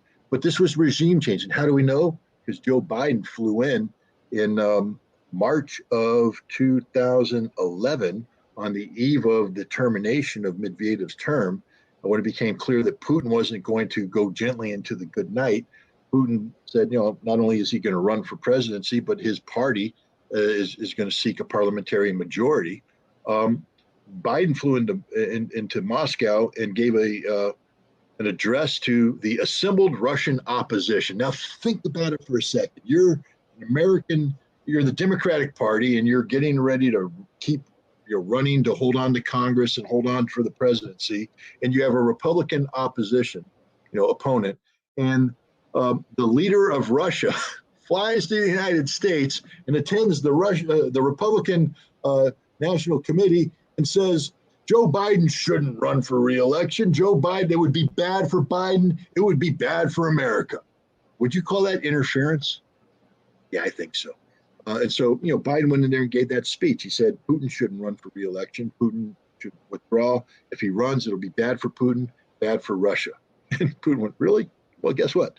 I'm running, and I won. He did. It was, but it angered him. That's also the election that Hillary Clinton famously tried to incite the opposition to come up and delegitimize Putin's victory, the victory of his party, calling the election a stolen election and illegitimate election. This, of course, angered, the Russians. But wow, get me back on track of the question, Jeff. Well, let's just move on to the next question. Also, I wanted to mention to folks who may be joining us for the first time that the majority of the questions that Scott addresses are submitted in advance, and you can do that at scottritterextra.com. And then once we get through all those questions, we try to get to as many questions as we can from our live audience. So let us move on to the next question, Tori. Life could be a dream. Don't do that. Don't do that. You'll lose the audience. $9.99. I like this guy. Why is the West driving Russia into a corner? It has nowhere to retreat. Well, the West isn't trying to drive Russia into a corner. The West is trying to drive Russia into the ground. Again, the policy of the United States, NATO, and Europe has been since 1992 to weaken Russia, to dismember Russia, and make sure that Russia can never again rise up to the level that existed during the times of the Soviet Union, that Russia can't be a competitor, can't be an equal to the United States. That is the policy. We saw that policy play out in the decade of the 1990s. Vladimir Putin had came in and he said, we're not playing that game anymore, so we have begun a process of attacking Putin. That gets back to the reset policy, the regime change policy of Michael McFaul and Barack Obama and Joe Biden, by the way. So right now, there are people who, a lot of people have been quoting this week the 2019 study done by Rand Corporation about the various ways that the United States could, undermine Russia, weaken Russia. And one of them, of course, was to strip Ukraine away from the Russian sphere of interest, flip it to NATO, etc. Again, the goal was to crush Russia, to break Russia up, to begin the process of the dismemberment of Russia. Never once in the Rand study did they anticipate that Putin would flip the script and say, not only are we not going to allow you to strip Ukraine away from us, we're bringing them back home. We're bringing Novorossiya back home. So Russia's not into a corner. NATO's in a corner right now. Think about it. Mother Russia just grew by a significant amount, population-wise, territorial-wise, and they're going to grow some more because of NATO's actions. Whose back's in a corner right now? Not Russia, NATO. So we do this to Russia because our policy has always been to dismember Russia, to weaken Russia, but Russia's flipping the script. They're getting stronger the more we pursue this policy. Okay, how do we stop them? How do we as a population across the world stop these forces from continuing to war with each other? Oh boy. Elect better representatives who implement or formulate and implement policies that reflect your values. Until then, you're a prisoner to political and economic elites who have stolen the notion of democracy and have converted virtually every democratic nation in the world into a plutocracy. The notion that the United States is a functioning democracy is a joke. It's not. We're totally we're taken prisoner by a two-party system that's controlled by special interests and special interest money. So wake up, America. If you want to change that, take the money out of politics. That might be a good first step. We're going to go to the last three questions. All right, we're at the 2-hour mark now, so that's appropriate. Rob Morgan, thank you for the tip. Scott Ritter, are you familiar with Whitney Webb's reporting on how the USIC has been infiltrated and subverted by criminals? How do we address and remedy this threat that handed W-8887 to China? W-88 and 87 is nuclear weapon design. No, I am familiar with Whitney Webb's reporting, but I haven't touched base with that in a long time because I've been focused on Russia. So I can't speak to it intelligently. If Jeff and Tori would be kind enough to remind this senile old man about that point, I'll do my best to answer that question next week. Okay, consider that done, kind sir. Two more questions. That's a waived question. So we have to. So here's number one for number three. Yep. All right, so we have two more questions. As a Serb, Scott's thoughts about NATO in Serbia then and now. My family there is forbidden from chopping wood for winter. Well, I'm sorry about the wood prohibition. I hope you have gas. Serbia. I think Serbia has been handed a short stick by NATO. We know that the 1999 conflict was promulgated on a lie. The notion that Serbia was committing genocide against the Kosovar Albanians is just a flat out lie. The CIA was funding the Kosovo Liberation Army, a bunch of smugglers, human traffickers, drug addicts. We empowered them to become a resistance force.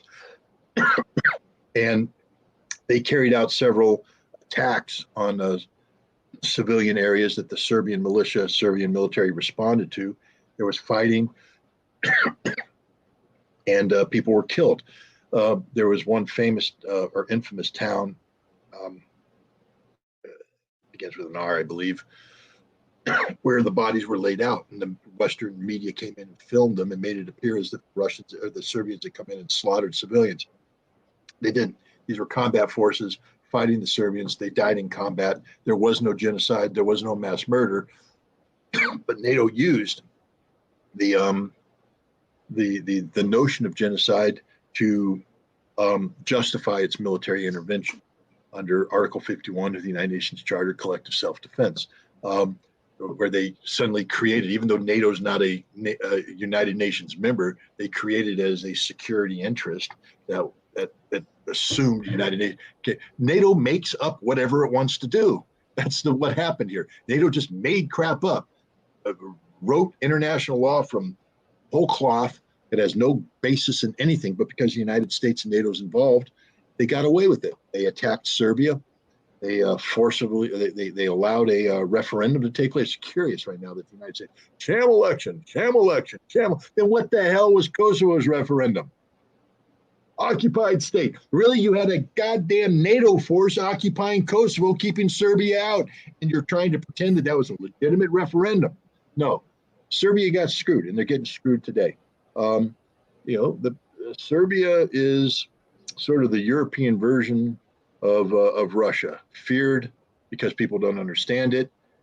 They're using Serbia as a whipping post. I'm not saying the Serbians are innocent of every charge put against them. Look, what happened in the Bosnian conflict, I think all three ethnic groups should hold their head down in shame. The kind of just mass murder, torture, nobody came out of that good. But the notion that Serbia alone was responsible for this conflict is absurd in the extreme. The Bosnians committed crimes. The Croats definitely committed crimes. All parties are guilty. But when it comes to Serbia itself and what happened with Kosovo, Serbia did not commit the crimes that it was accused of committing. And we know that. That's a statement of fact today. We know this. But they were accused of committing genocide. That genocide was used as an imminent threat to NATO. And therefore, they used that imminent threat to empower themselves, they being NATO, with the notion of preemptive collective self-defense under Article 51 of the United Nations Charter. If that sounds familiar, because that's the exact case Russia made to go into Ukraine, except the Russian case is legitimate. There was an imminent threat to the newly declared independent republics of Lugansk and Donetsk. So the Russians tell the truth. The Russians are honest. NATO, less so. All right, so the question that's displaying now, let's make that our official last question. But while Scott was chatting, Tori flashed a couple of other comments and questions on the screen, one of which was, how does Scott manage to get better looking the older he gets? I don't know if you want to address that, but I marvel at your lack of gray hair. You're what, 72, 73 now, and you have no gray hair at all. I don't get it. Grecian formula. I don't know. It's just good genes, I guess. What I'll say this is my father had maintained his dark hair up until he didn't. And what I mean by that is sometime in my 70s, I fully anticipate that one day I'll look like this, and the next day I'll be white. So Oh my God. yay, I got that to look forward to. It happened to me a lot earlier. On our Tuesday night podcast, I don't wear the hat. So if people want to see what's really going on in there, you can tune in Tuesday night. Wow, you're luring them in, Jeff. Yeah. All right.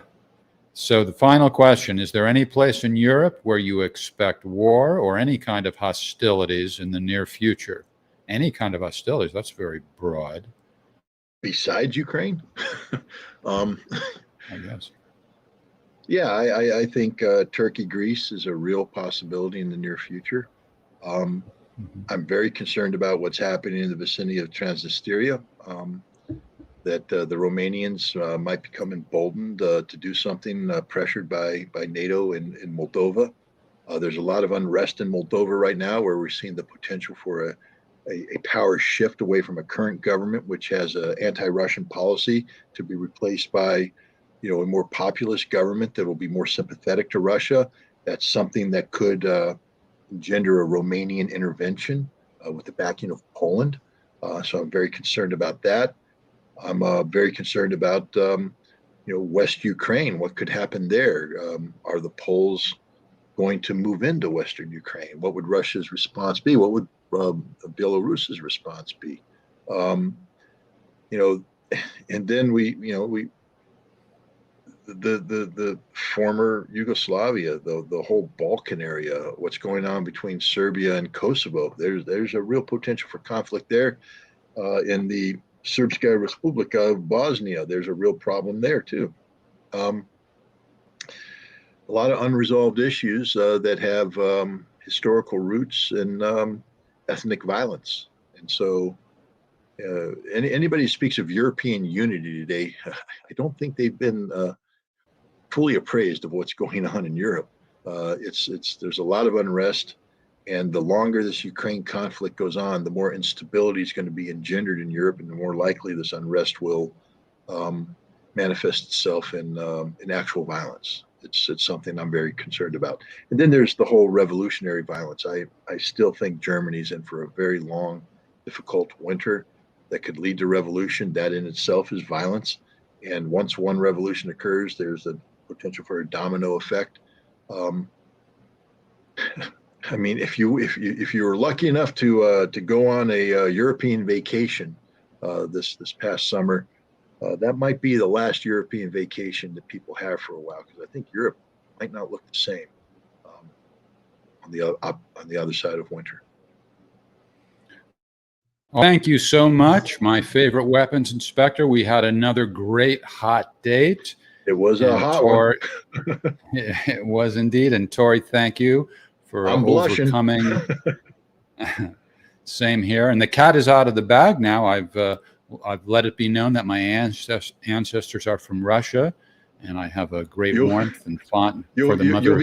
You'll be getting a lot of direct messages from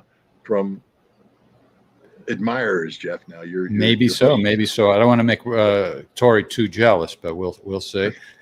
And who knows what the future looks. I don't think I'm quite yet to become roommates with Edward Snowden, but maybe a visit to the mother country is in order. Yeah. Russia, if you're listening. All right, so check us out Tuesday night. That's Scenes from the Evolution with Tori and myself. And then every Friday night, we have Ask here. And thanks to our beloved audience for all your great questions and for your tips and super chats and all that. And we'll see you next week at the usual time.